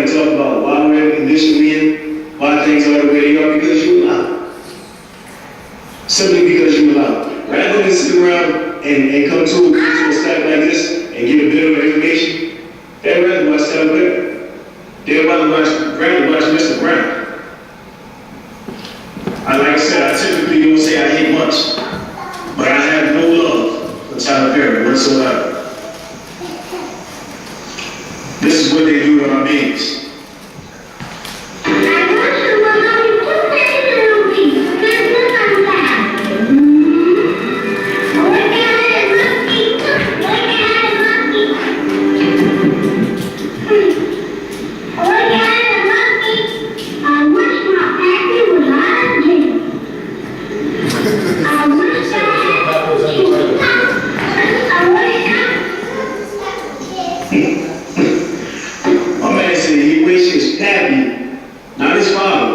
He wishes Pappy was out of prison. Little boy, Sonny probably was about 4 or 5 years old, and he wished he had some chicken. Little Albion boy wished it was 2 days in the week, Christmas and Saturday. And the other little boy wished he had a monkey. Wished he had a monkey. And in the very next scene, Sonny comes on the screen. I see stuff. Maybe I see stuff that other people don't see. But you gotta pay attention to what they put in your face. I wish I had a monkey. You know they called you monkeys back then? You know, they even had monkeys running around with feathers on them. If that's not a clear slap in the face, I don't know what it be. Monkeys running around with feathers on them. I wish I had a monkey, and that time comes on saying, I wish my daddy was out of prison, and I wish I had some chicken. Crazy to me. Is that all that we were about? Or are there some things or some people we were not told about? We got a whole lot of people in our history, a whole lot of Moorish that made a whole lot of things happen in this world. The reason the world is turning, the reason the economy is the way it is because of all of your ancestors and the majority of their inventions. We're going to take a peek at a couple of them. If you got to, write some names down and then just go ahead and check them out. We were never told about Prophet Noble Drew Ali. In fact, I heard of Prophet Noble Drew Ali, but I never knew anything about him until I came across Taj and that duel in Routes. I never knew that in 1913 that he started the old Canaanland temple. I never knew that he was in barbershops and he was spreading the word in barbershops and all of these other places and teaching everybody about their nationality. Telling them that, hey, no, you're not even calling them black, you actually got a nationality. You don't have to use those slave names. A lot of people think slave names be Smith, Williams, Thompson, Johnson. No, the slave names are Negro, colored, and black. The brains that were given to you during slavery. You don't have to carry those slave names. You have a nationality. You have a title. Your mothers are the heirs to this land. Your fathers are the stewards of the land. Understand? We wasn't taught this stuff. We wasn't taught that we need to be inside of the constitutional form of government. We wasn't taught, listen, they didn't teach us nothing about the Constitution except that it was written in Philadelphia. That's it. I don't remember reading it in school. Not one part. The only thing that we know about the Constitution is the Bill of Rights. You got the freedom of speech, you got the right to bear arms, and I plead the fifth. I ain't saying nothing that might infringe it. That's it. That's it. Nobody knows anything else about the Constitution. You know why? Because we were not taught to study it. And we didn't take it upon ourselves to go and study it. Prophet Noble Drew Ali said for you to study that Constitution, for you to enforce that Constitution, for you to get back into the constitutional form of government. Because you're a part and parcel of this said land. Not part and partial like some wants to tell everybody. Part and parcel. They didn't teach us about Prophet Noble Drew Ali in school, and I can promise you, I can guarantee you, not one child in school today is going to learn about Prophet Noble Drew Ali in school. If they don't see it on TV, if they don't hear about it from one of our many lectures, or if they don't hear about it from one of us, they ain't going to hear about Prophet Noble Drew Ali. They're going to continue to be told that they're black. I don't know what they're going to call generation two generations from now, what they're going to call the children.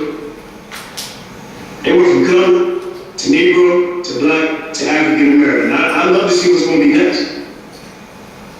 I love to see what's going to be next. You thought racism was real.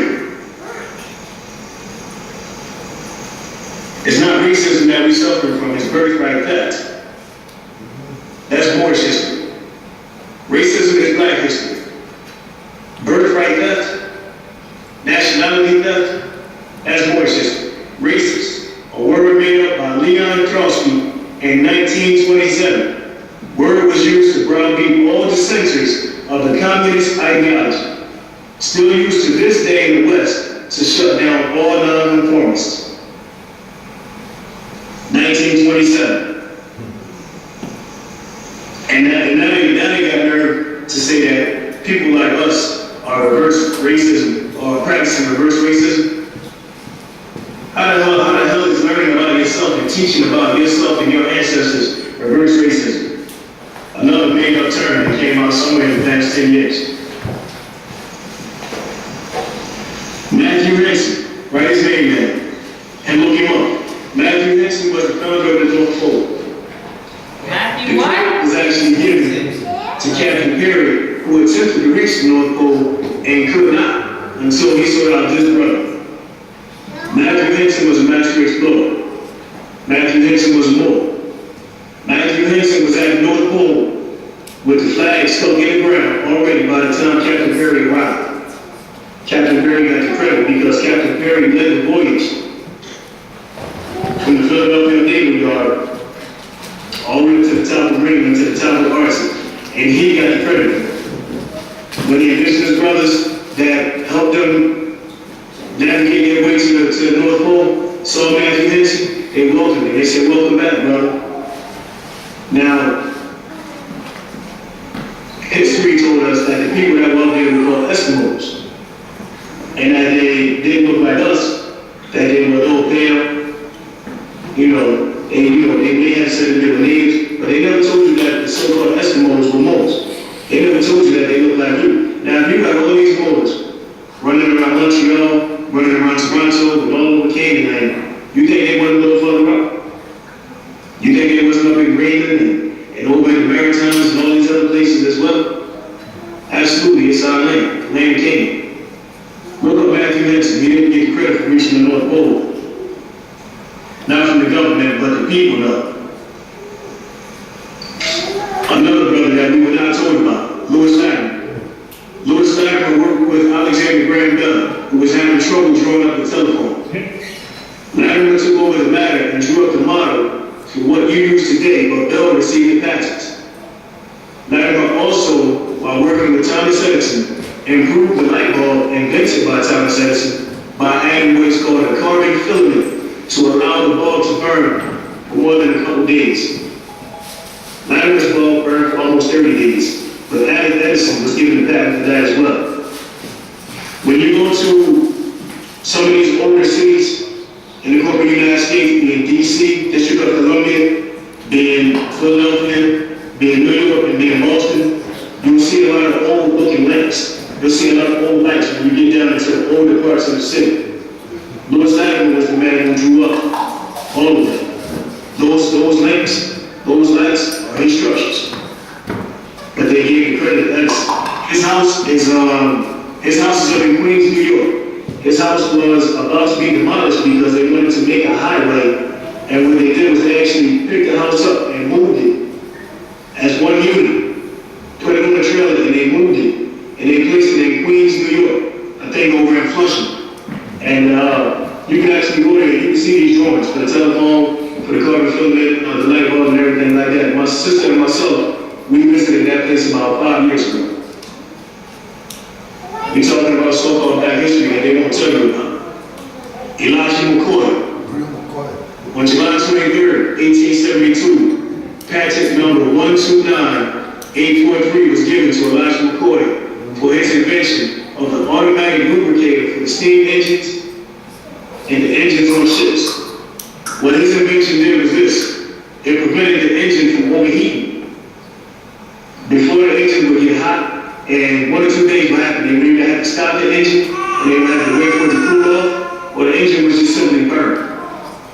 Elijah McCoy McCoy's invention prevented that. It's almost like oil, I guess like oil in the engine now when you put oil in your car. If you don't have any oil in your car, then eventually your engine is going to stop. The friction will cause nothing but wear and tear and breakdown, and your engine will stop. It was said that a lot of people tried to duplicate Elijah McCoy's lubricating cap, but they couldn't. And that's where the term the real McCoy comes from. Because when people wanted to check for that lubricating cap, they would actually look and see Elijah McCoy on it, and they would say, okay, yeah, that's the real McCoy. And that's where that term the real McCoy comes from.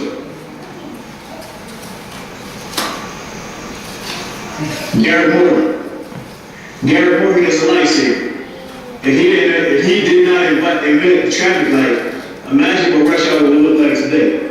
He is also the inventor of the gas mask, using this invention to save 32 trapped men in a tunnel under Lake Erie.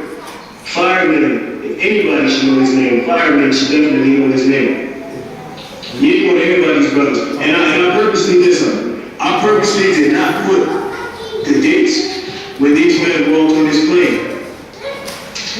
You can look at the pictures and see that they're pictures, but that'll be something for everybody else to go do, and actually go look these guys up and see where they walked this plane. See where they lived on this soul plane.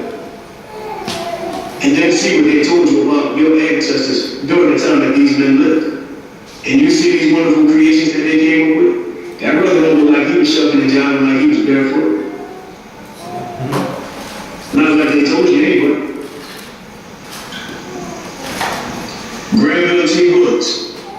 Granville T. Woods was the man behind the telegraph, allowing conductors and workers at the train station to communicate, and later, colonial occupation of European used it in its military. Without that telegraph, there may have been a lot of accidents on the railways, and without that telegraph, that military would have been in a lot of trouble, because that's how they communicated when they were at war. Granville T. Woods. These brothers had a lot of inventions. I'm just out here highlighting a couple of them, but look these brothers up. Teach them to your children, because when it comes to what's called the so-called Black History Month, which Grand Sheik Kujo Awo will rename Moorish History Month, and I love it. And they gotta go to school and they gotta do these reports, and they can't think of anybody to do these reports on. Well, here you go. We're talking about correcting what's called Black history. Because as far as they know Martin Luther King. They know Rosa Parks. That's it. We gotta change that. We gotta show them that even way back then, in trying times, when they couldn't eat what they wanted to, when they couldn't sleep what they wanted to, when they couldn't walk what they wanted to, that we did these things. That we had these types of minds. That we were not imbeciles. That we were not second-guessers. That we were not maids. Although we had we had mothers who were maids, I'm not going to call them maids. Because maids is like degradation. I'm not going to say that about my mothers. No way in hell. Honor your mothers and fathers. Your days will be living on the earth. Patricia Bath. Patricia Bath. Y'all look her up. Y'all look her up. When you come across the amount of things that she's done, how many times she was the first woman, not the first Moorish woman, the first woman period, to do some of the things that she did. But she came up with something called the cataract laser phaco program. And it is used to remove cataracts with laser technology. What's that? What they call it now? LASIK surgery? Well, there you go. Thanks to Patricia Bath, millions had their eyesight saved, and hundreds had their eyesight restored. Thanks to Miss Patricia Bath, one of your Moorish mothers. You can't have pictures a little blurry, but that's a man named Otis Boykin, B-O-Y-K-I-N, created the control unit for the pacemaker. Although pacemakers were already in use, it was his invention that helped it work sufficiently. All of these sciences, but we got our children aspiring to be in the NBA. And don't get me wrong, I love playing basketball. I've loved my box for years. I love it. But it wasn't that I couldn't do anything else. I just enjoyed the science of boxing. I enjoyed the art of it. When you talk about science and doing these types of things, and you teach your children about these type of people, they got something to look up to, something to look forward to. That's a picture of Daniel Hill Williams, stabbed multiple times in the chest. James Cornish was the recipient of the very first open heart surgery performed by Dr. Daniel L. Williams. This was in the 1800s. This wasn't no little while ago. This was the 1800s.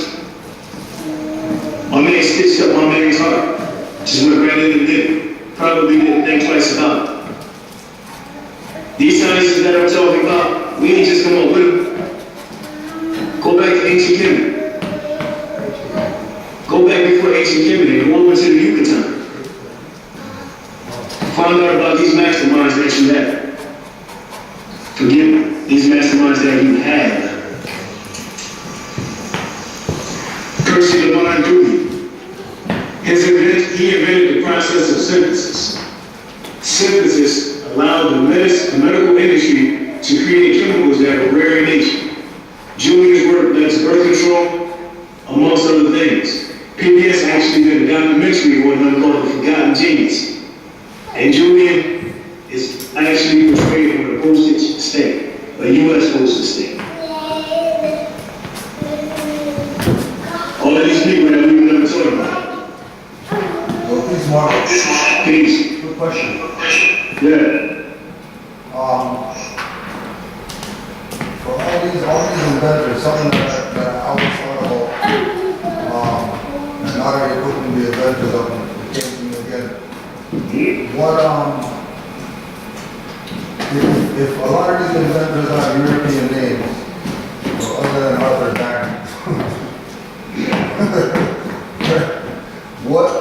what prevented them from getting lynched and facing whatever else other regular so-called black people were facing during those times? You know what? I asked myself that question too, bro. Because when you're sitting there, you're talking about, 1800s, because most of these guys, the majority of these guys, obviously not all the same, but the majority of these guys, we're talking late 1800s, you're talking mid 1800s to the mid 1900s. You're talking about all of these different inventions and all of these things that they came up with. Simple because all of us were not slaves. Even during slavery, you had what they call free men. People don't understand that we as Moors actually held other Moors and Albanians in slavery as well. I'm sorry, and bondage as well. As far as these guys might get lynched, bro, I wish I could answer that question. That's the question I have for myself. Because when you look at Latimer couldn't get the credit for the telephone. He couldn't get the credit for the carbon filament. When you look at Matthew Henson, he didn't get credit for discovering the North Pole. They gave it to Albion. So, to be perfectly honest, I can't answer why they wouldn't get lynched. Except, if their status was corrected, way back when, almost like the case of the surgery-free Moors, which we'll get into the surgery-free Moors a little later, but that's the only thing I can come up with, bro. I honestly can't give you an honest answer as well. Now, could it be even the Harriet Tubman lesson of when if you don't want to be a slave, don't dress like one, don't act like one and all that? Well, without a doubt, because when your mentality is that of a slave, you need to see it today. When your mentality is that of a slave, you act like a slave. These people were not acting like slaves, they were actually using their minds, using their creations, and coming up with everything. Even back in so-called slavery with the cotton gin, it was weed. Even though those weed was in slavery, still come up with the cotton gin to make picking cotton a whole lot easier without tearing their fingers up, thinking that they get stuck with the poles. Even though Sweetie was in state and in bondage, apparently she wasn't thinking like that, or she wasn't acting like that. So as you said, it could be a mindset. All the same, 24-year-old Cameroonian engineer has invented cargo pad, a touchscreen medical tablet that enables heart examinations such as the electrocardiogram or ECG to be performed at remote rural locations, while the results of the test are transferred wirelessly experienced African patients living in remote areas with trouble of having to travel to urban centers to seek medical examinations. That brother is 24 years old. The reason I put him up there with all those other elders is so the youth can see this. So the youth can see this. So they can say, damn, 24, I'm 25. And I still ain't done nothing with myself. All the saying is no more important to you. All the saying is not better than you. No way, no how. You have the same capability if you're just willing to open your mind.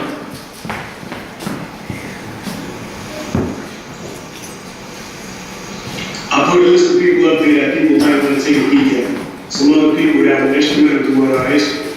The first one, Gerald A. Lawson. Gerald A. Lawson. The second one, Mark Hanna. Mark Hanna. Third, George E. Alcorn. George E. Alcorn. Fourth, Frederick M. Jones. Frederick M. Jones. Fifth, George R. Carruthers. George R. Carruthers. Sixth is Charles R. Drew. Charles R. Drew. Seven, Alexander Miles. 7, Alexander Miles. 8 is James E. West. James E. West. What number we on, huh? Jan Matson. Sound like an Albion, but you'll see. Jan Matson. That's Jan Matzer.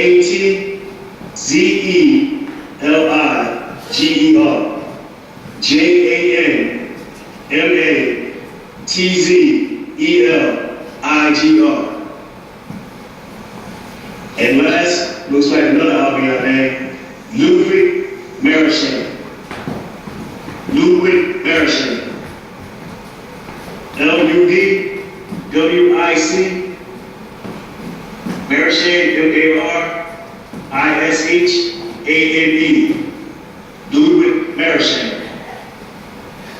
I'll let that sit there for a second in case anybody's writing anything down. Thank you. We corrected what they call black history. We actually corrected what we were taught and what we were not taught. Because we were taught that we were just shucking and jiving. We were taught that we couldn't read, that we were ignorant. That's what we were taught. We were taught that we were illiterate. Do the research on illiteracy around the turn of the century. There were actually more illiterate Albions than there was Moorish Americans living in the corporate United States and probably in Canaanland as well at the turn of the century. Don't forget at the turn of the century that the Albions were coming here in droves. They say they don't tell you about their story. They'll sit there and they'll tell you that they're Americans, but if you go back and start looking at pictures from Ellis Island from the late 1800s up into 1930, you'll see nothing but thousands and thousands and thousands of Albions come into this land. And you best believe that a good portion of them were illiterate. They didn't come here and go to school. They came here and went to work. Even the children went to work. Don't get it twisted. Do the research, look up the stat. History tells you a lot, but doesn't tell you the truth.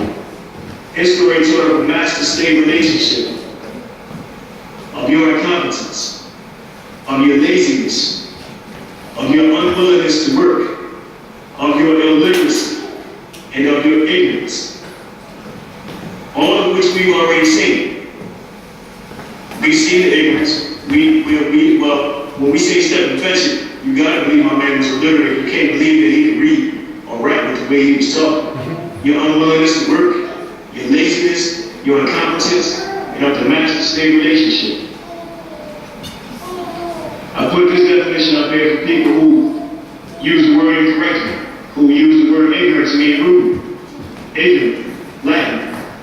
It's an adjective from the Latin, ignorance, destitute of knowledge, uninstructed or uninformed, untaught, unenlightened. And that's from the Webster's 1828 dictionary. Now we just went through a list of brothers in the system who didn't fit none of that. That description didn't fit them at all. And then I gave you another list of brothers who don't fit that description. Nobody on the other end of this camera fits that description. I actually have sat and talked with you guys personally. Nobody fits that description. Question, bro? All right. Nobody actually fits this description. Nobody in the Apple. But just for the people who use the word incorrectly, I'll put the definition up there so you can see it. Destitute of knowledge, uninstructed or uninformed, untaught, unenlightened. That's from the Webster's 1828. Our story was given to us by our oppressor, and we accepted it as true. You were trained not to question the so-called white man or else. Then you were stripped of your culture, your language, your way of life, and given a new one. You were given a God that mirrors your oppressor.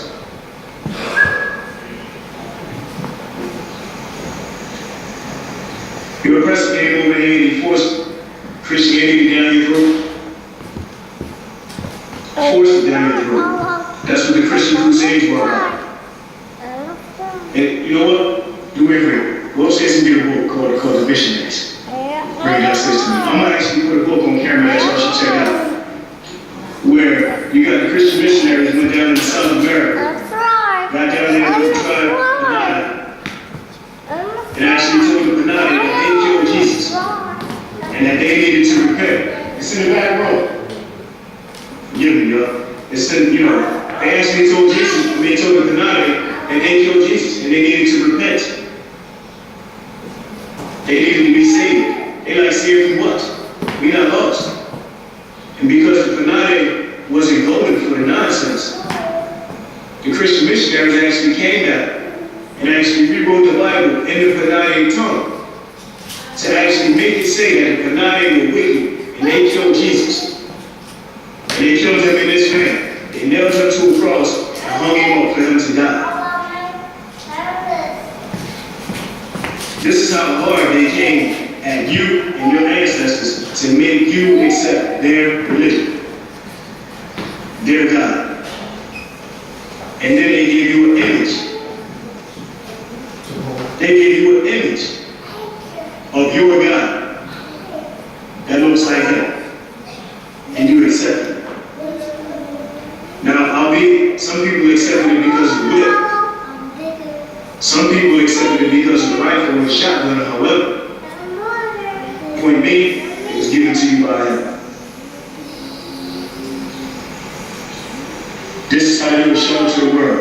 You actually got a picture there of Mammy and Stephen Fetching in the same scene. As a matter of fact, that's a video. I didn't realize it. Let's take a peek at it and see what they're talking about.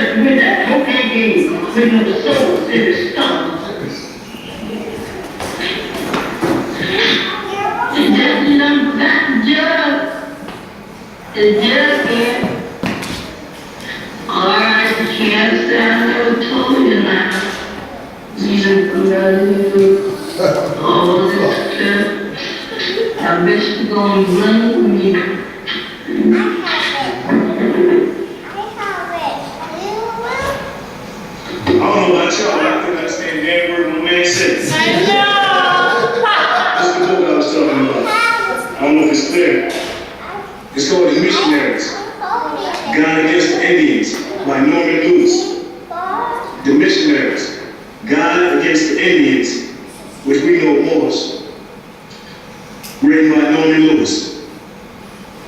They actually went so far as to tell them, or to rewrite the Bible in the Panade tongue, to make them believe that they killed Jesus and they needed to repent and be saved and become Christians. That's how hard they are. If I tell any Christian people that I know about their book, they won't read it. Because they stopped reading one book, they stopped reading the Bible. Imagine, I'm 39, I turned 39 about, 2 weeks ago? Something like that. And I can't imagine, only had in all the years read one book. And not ventured, and not cared to venture into any other books. Or into any other type of knowledge, any other type of nothing. How can I, it just don't make sense to be stuck in one book, regardless of what your faith be. Let's look at the power of images. On the left, we got a familiar image. On the left, we got people in the cotton field. We got a brother standing there with cotton in his hand, a basket of cotton. Mother standing next to him, cotton in her hand, and brothers and sisters in the back picking cotton. But and that's around 1800s, obviously 1700s, maybe 16, who knows. On the right, we got an unfamiliar image. Because we're not used to seeing those types of images. You see that brother got a turban wrapped around his head. You see that brother got skin, copper colored skin, look like mine, look like yours. Well, how come you never heard about it? How come nobody ever told you about it? Let's find out who he is. On the left, a typical picture of Muslim bondage, worked in the cotton on tobacco fields, from can't see till can't see. That's how they described it, because they were working from the sun up to the sun down. So they called it can't see to can't see. Looking at this image will do a number of things. It will anger some, it will kill the morale of some, and it will also motivate some. It actually motivated me. It's usually the formula. On the right, you clearly have the Moorish man picture, but who is it? Jicho Testanuja, a senator who was a part of a delegation of Moors who went to Washington District of Columbia, what they call D.C., in 1825 to reacquire lands taken by the United States. And my question is, have you ever heard of it? You know why? Because they won't tell you about it. They won't tell you about this type of stuff. They'll tell you he was a senator. They'll tell you he was an Indian, but let's go back and look at his picture.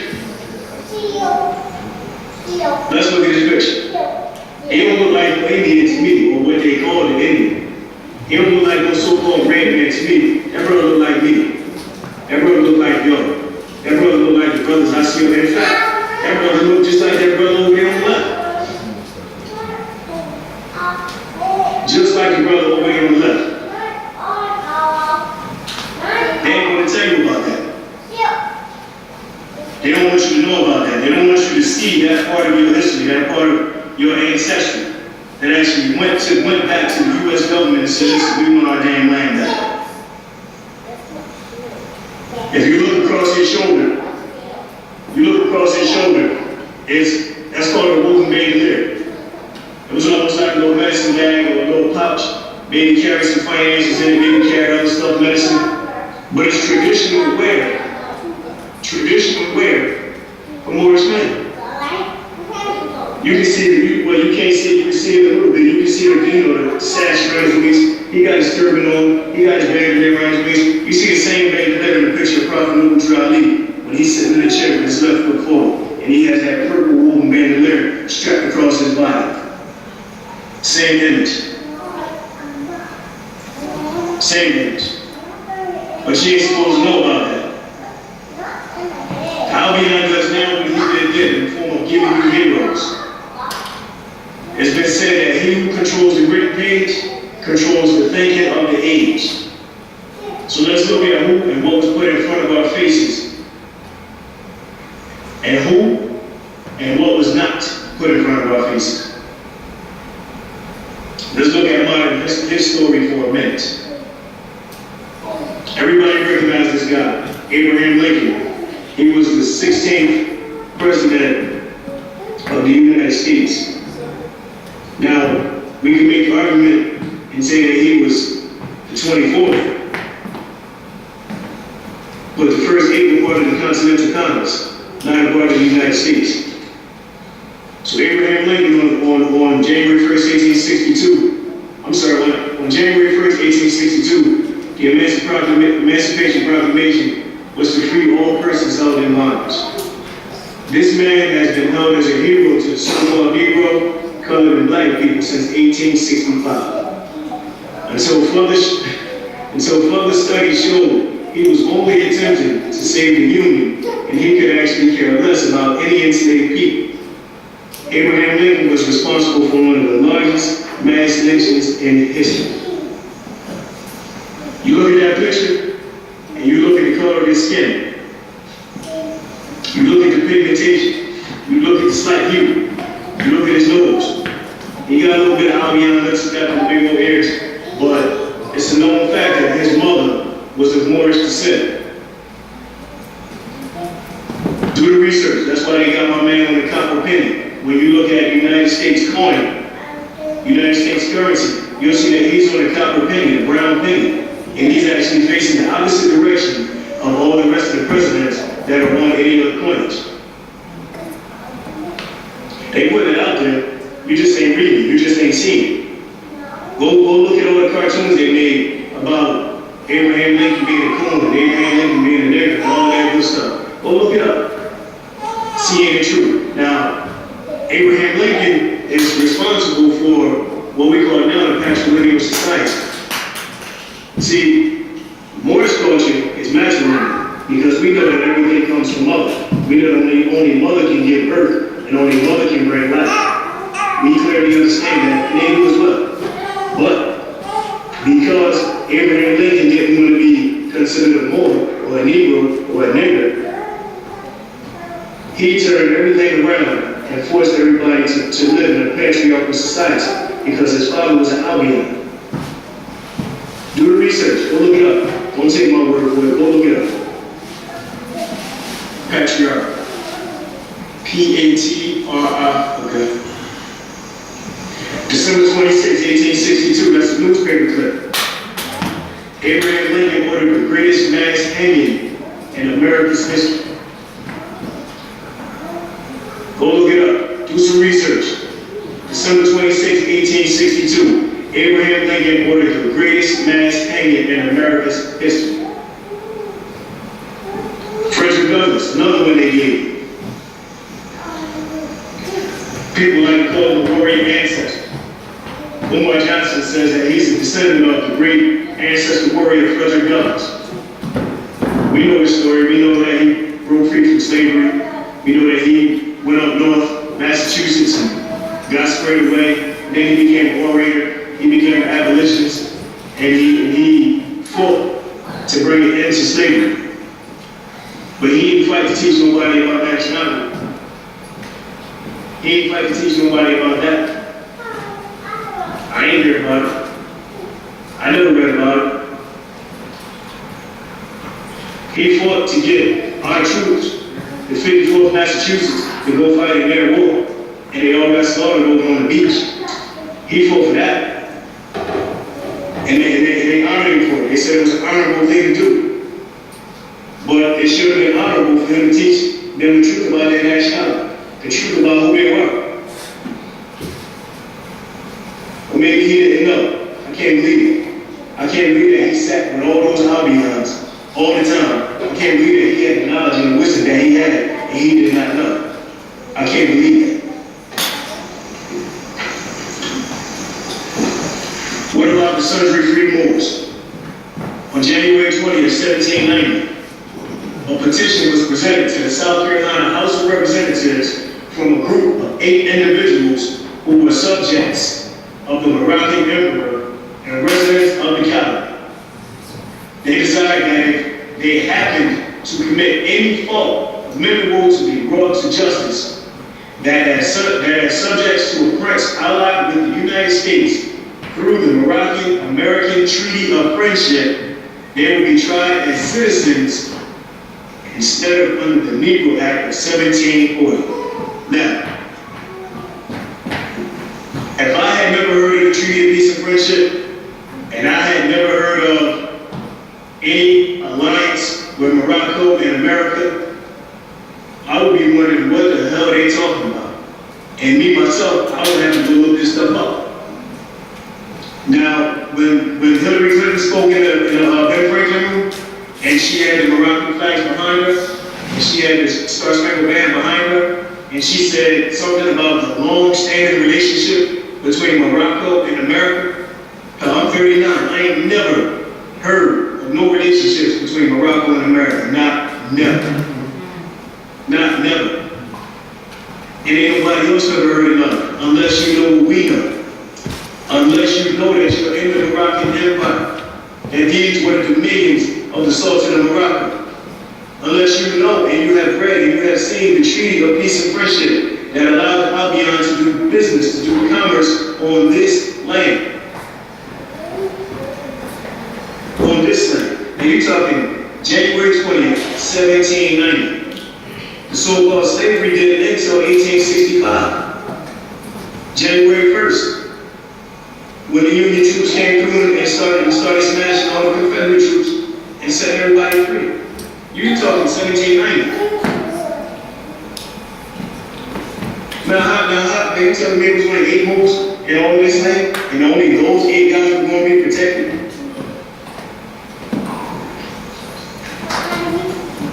Be tried as citizens instead of under the Negro Act of 1740. 1740. Christian black codes. If you have read the Christian black codes, read.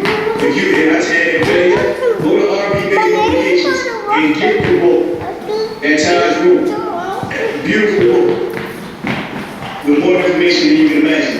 Get that book about the Christian black codes. Go to R.B. Bey Publications and get the book by Taj Bey on the Christian black codes.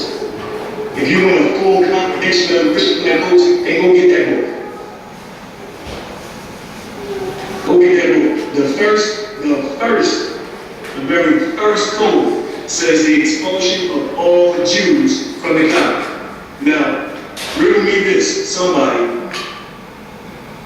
If the so-called Jews are Europeans, why would other Europeans come in and say the very first thing, the very first order of business is to get all the Jews out of the colony? Why? And then you start to do a little research and you find out who the real Jews are, who the real EP are. Find out who are the real people that came across the river, the EP. What we like to call Hebrew. Find out who they are. It's called research. It's called a little bit of study. See, our people would rather be watching TV right now than watching this. This only takes a couple hours out of their day. They don't want to do it. When you talk about the transatlantic slave trade, do you only think of slavery in North America? Did you forget that Columbus never touched these shores and only saw the Atlantis Islands? Do you realize that would technically be considered his story as well? Let's take a look at it. On the left, it's a little blurry. That's the island of Cuba. And right here is the Cuban flag. As we discussed earlier, Cuba is a part of America. If you don't think so, go to your computer, type in all capital letters, OAS. Or if you want to spell it out, it's the Organization of American States. I said the Organization of American States. And find out if Cuba is an American. The slave trade in Cuba. It was reported that over 780,000 Africans were brought to Cuba shackled on ships.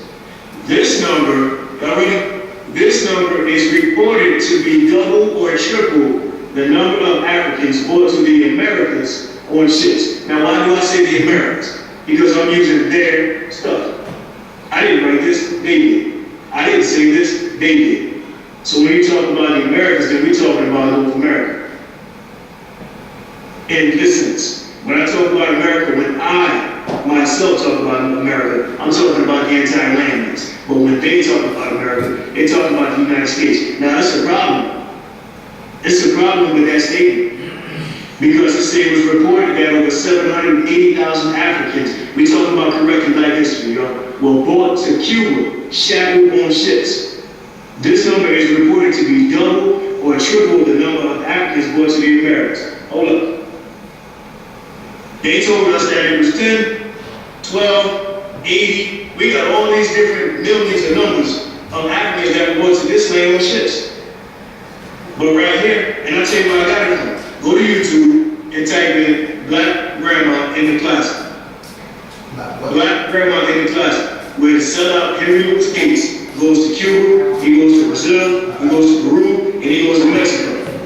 And he goes to find out about the African history, the African culture, the African origins of these lands. And then he gets all this beautiful information. See, when you watch stuff like that, you gotta be able to eat the fish and spit out the bones. Just weave your way past all his bullshit and get the message. It's little stuff like this that you gotta be able to hear. They said 780,000 Africans were took to Cuba, double or triple the amount brought to America. Somebody's lying somewhere. Somebody is lying somewhere.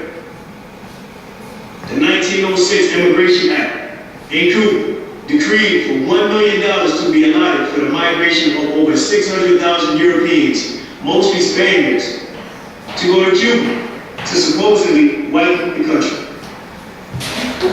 When you talk to Cubans today, Cubans don't talk about being African anymore.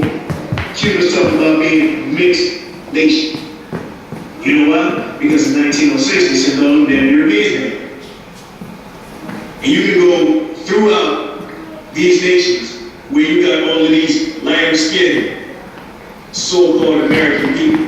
And then you got to know that it was a papal bull.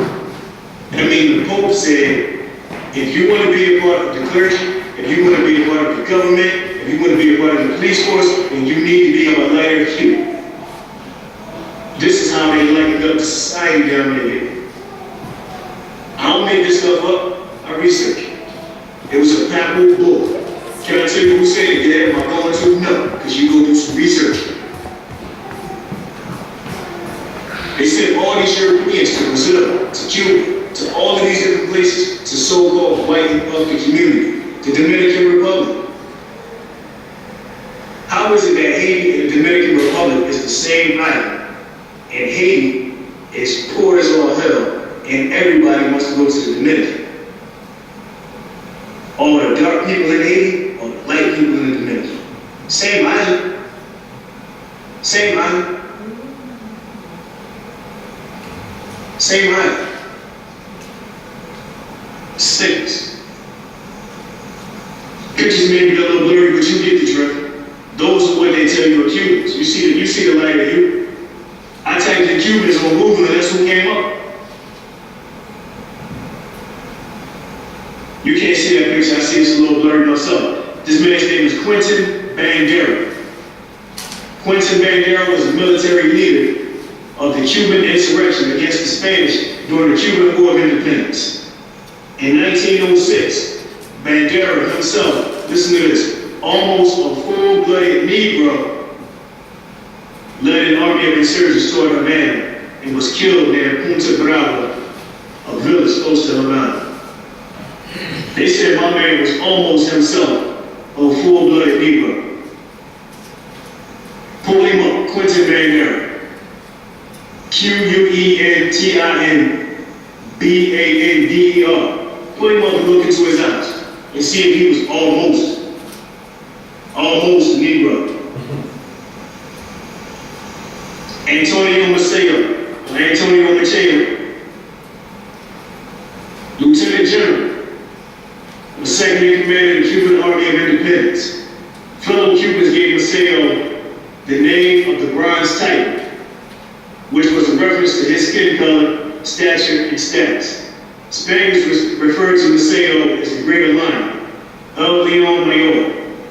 Maceo was one of the most noteworthy guerrilla leaders in the 19th century Latin America, comparable to Jose Antonio Paez of Venezuela in military acumen. Now, don't get it twisted, when they say guerrilla leaders, they ain't talking about the angle guerrilla. They're talking about a specific type of warfare. Check out guerrilla warfare. Y'all forgive me, these pictures are a little blurry. I can see that myself. I guess I blew them up so much. This is a part of so-called Black history that they won't tell you about. Black history doesn't include this. This place is called Poverty Point Park in Louisiana. I visited that place about 2 years ago. A mountain civilization that, like, who knows how many others, is right on the banks of the Mississippi River. Mountain civilizations can be found from Canaanland to the Gulf of Mexico along the length of the Mississippi River. When I visited this place 2 years ago, there was a Moor behind the counter. And he asked me if I was one of those people. So I asked him, what people? So he said, you know, you're one of those people, man. You know, they come down here every year. So the people he was making reference to were the people from Washington and the Empress. They were going to probably point down and they were meditating, chanting, and singing dance every year. And now, of course, I knew that, but I'm playing dumb because I want to see where he's going to take me. You know those people, man. They wear those hats. I said, you talking about Moorish? Yeah, Moorish. You one of them? So I said to the brother, I said, brother, you are too. Now, you know I'm in the Bible Belt. You know I'm in the South. You know Jesus got it on lock. He said, nah, bro, I ain't one of them. I said, what you mean? So he said, I'm not a Moor. I said, you are Moor. So I go to explain nationality to him. I go to explain to him what being a Moor is. I'm basically talking to a wall. Because everything I said to this dude went in one way and not the other. I didn't beat him in the head. I just gave him some information. He swore up and down that with Indians, regardless of all the little figurines that's in the case that where he works, they got noses and lips and cheekbones like him. Never mind all that stuff that they unearthed and that they got on the kicks. Excuse me. Never mind all the crystals and all the jewels and all the spears and all the drums and all the stuff that they got in this place where he works. He swore to me that those were Indians that left that stuff. That's Poverty Point, Louisiana. I wouldn't doubt for 1 minute that it was Albion that called it Poverty Point Park. Black history also doesn't include this picture right here. I put it upset up there because what's on the picture says enough. Did you know that the state of California is named after the African Queen Khalifa? The majority of the founders, San Francisco, San Jose, Malibu, San Diego, Beverly Hills, were all of African descent. More info not taught in the school system. That ain't no Indian up there, y'all. Them look like either braids or locks that's coming down her head. And the skin just look even more beautiful. Beautiful sister to me, Queen Khalifa. Khalifa is C-A-L-I-F-I-A. Look her up. Please, teach your children about Queen Khalifa. So when so-called Black History Month comes up again, they got somebody to write about it. Black history only tells you this. That's all you know. That's all they want you to believe. That's it. This brother's picture has been shown thousands, probably millions of times. Everybody's seen this picture before. This picture ain't nothing new with the tree on his back. Well, that's what they want you to believe your history is. That's what they want you to believe your culture is. Nothing more and nothing less. Use a snake. Here you go. The pictures may be a little blurry, so I'll tell you what it is. I say one time of our ancient story. This is a pyramid, if I'm not mistaken, it's called the Kukulkan Pyramid. It's in Chichen Itza, Mexico. Chichen Itza is spelled C-H-I-C-H-E-N.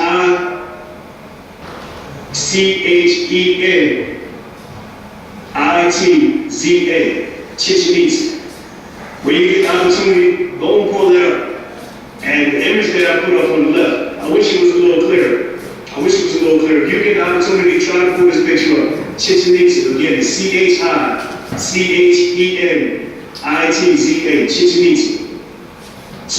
gonna tell you what this is.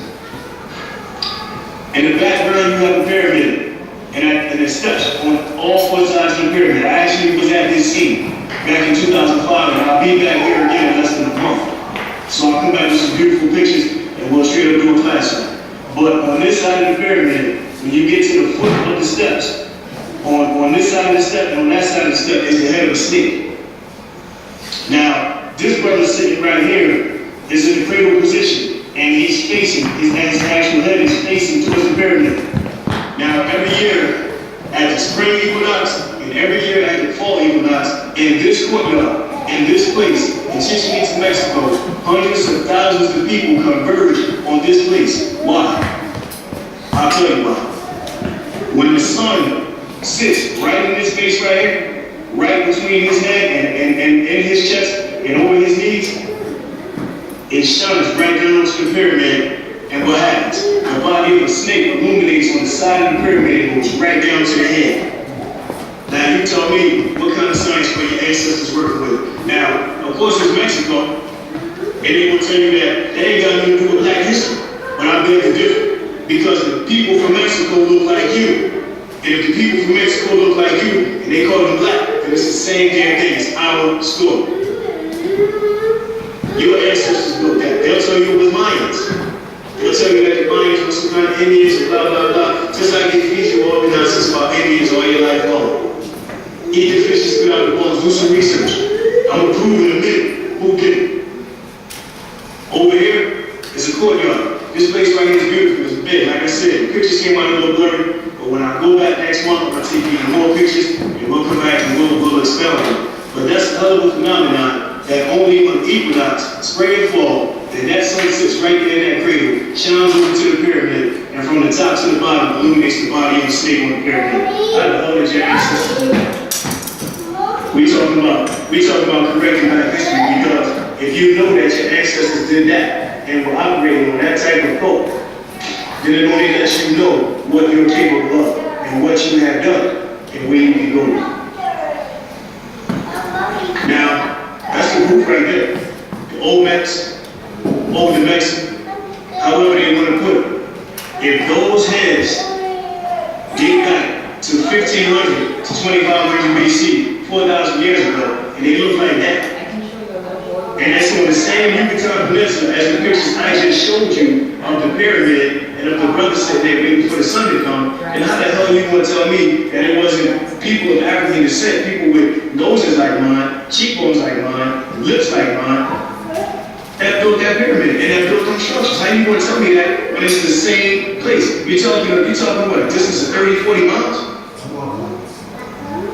You're telling me that we came over from Africa and we made that much of an impression on these Indians that they built statues that look like them and none that look like us and none that look like them? Make some sense out of it, please, somebody. Make some sense out of it for me.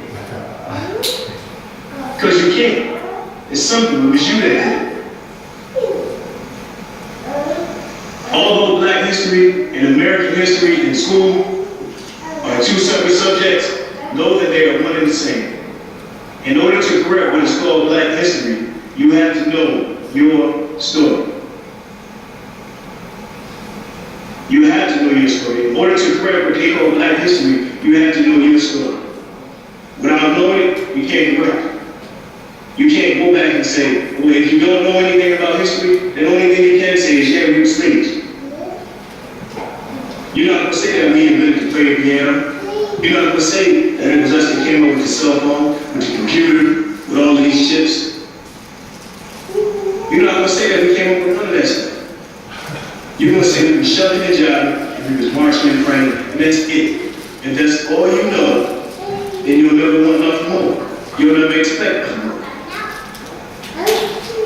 Know about all the scientists that came before you. Know about all the chemists that came before you. Know about all the alchemists, the astrologers, the astronomers, all the botanists, all the physicians, all the doctors going all the way back to the Imhotep.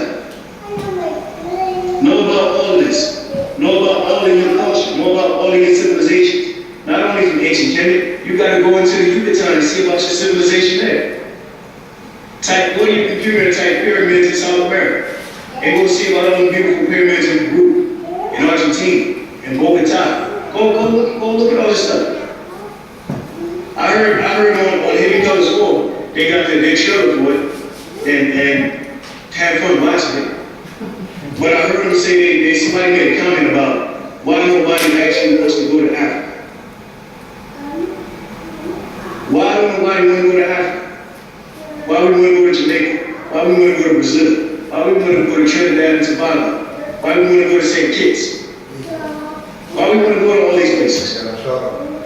Why don't we want to go to Africa? How about because we already here? How about because we're already here? That's the mention right there. I'm somewhere around here. Y'all brothers up there around here. How about we already here? Take a peek. Absorb it. Take it in. Take a breath. Inhale, exhale. And understand where you are. Understand where you stand. Understand where you've been so you know where you're going. We're already here.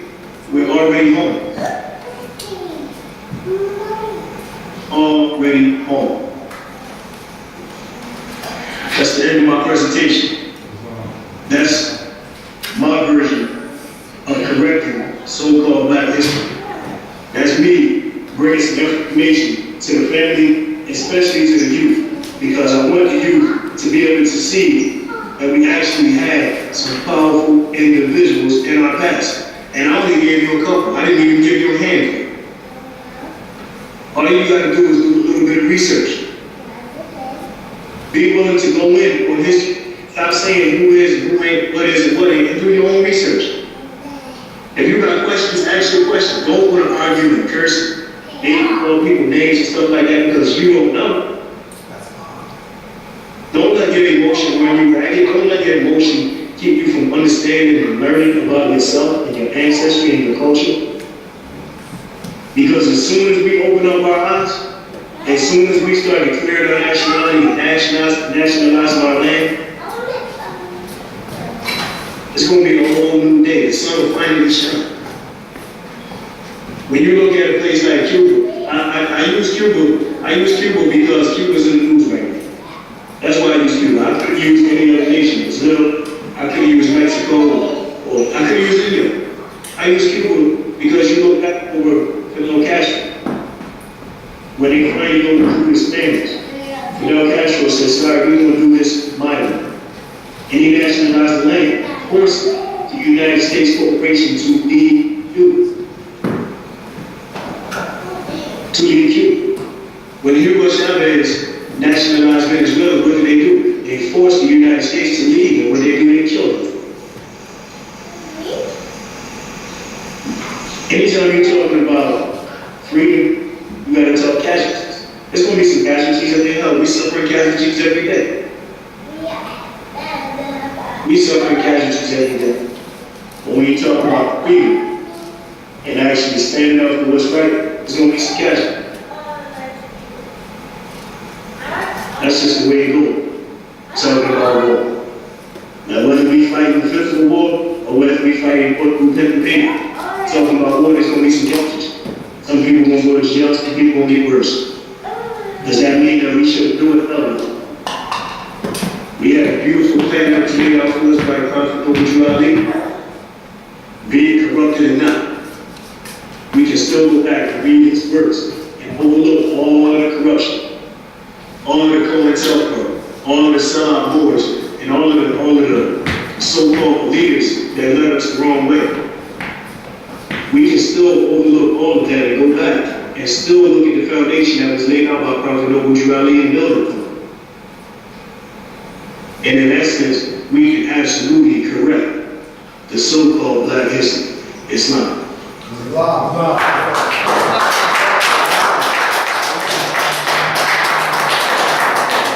Anybody got any questions? When he comes back.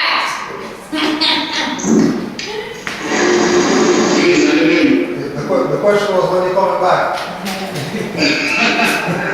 I don't know, man. Probably when y'all doing some of that stuff. Get rid of this stuff. We're trying. Some of that stuff, I'll be back. We're trying. Yeah. There's one announcement. Brother SetenRa, you want to close off with the prayer? You want me to do it? Yeah, sure. Alright. Yo, can we get Morris, please, right? The other This. Well, 1 second before we do that, let me just plug something real fast. One of our sister that came up with back in the day. She's a registered massage therapist now. Her name's Loyalyn. Her email is lkingrmt@gmail.com. lkingrmt@gmail.com if you need, get those knots out. Feel free to give your sister an email and tell her that the more sent you. All right, Mark. You ready? Yeah. 511 to one right. Allah the Father of the universe. Father of love. Truth. Peace. Freedom. Justice. Allah is my salvation. My protector. And my God. By night. And by day. For his holy prophet. Bourgeoisie. Islam.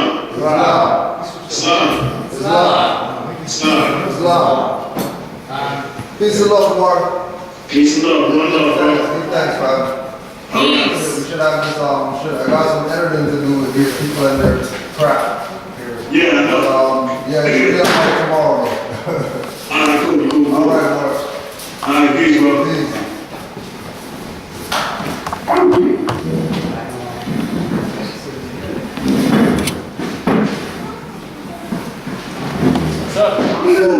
That's it. Next session is Saturday. Skype with Here. no, it's going to be at the temple, and next Sunday as well is going to be at the temple. Saturday we have the Moorish from Virginia doing some Moorish history of that jurisdiction, and Sunday is somebody. We'll let you know Saturday. Sunday is, yeah, let's find out, because, no, it's not Jabbar. Jabbar is the last, Yeah, Mark. the week. Oh yeah, that week is Sunday. Week Sunday. That's right.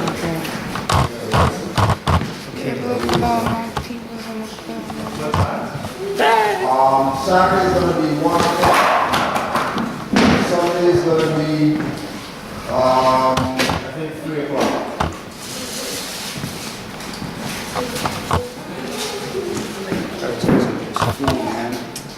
Yeah, so the 14th, but they're on Lendi Yeah. and on Sunday, was the David Aliyah. Islam. Thanks, camera lady.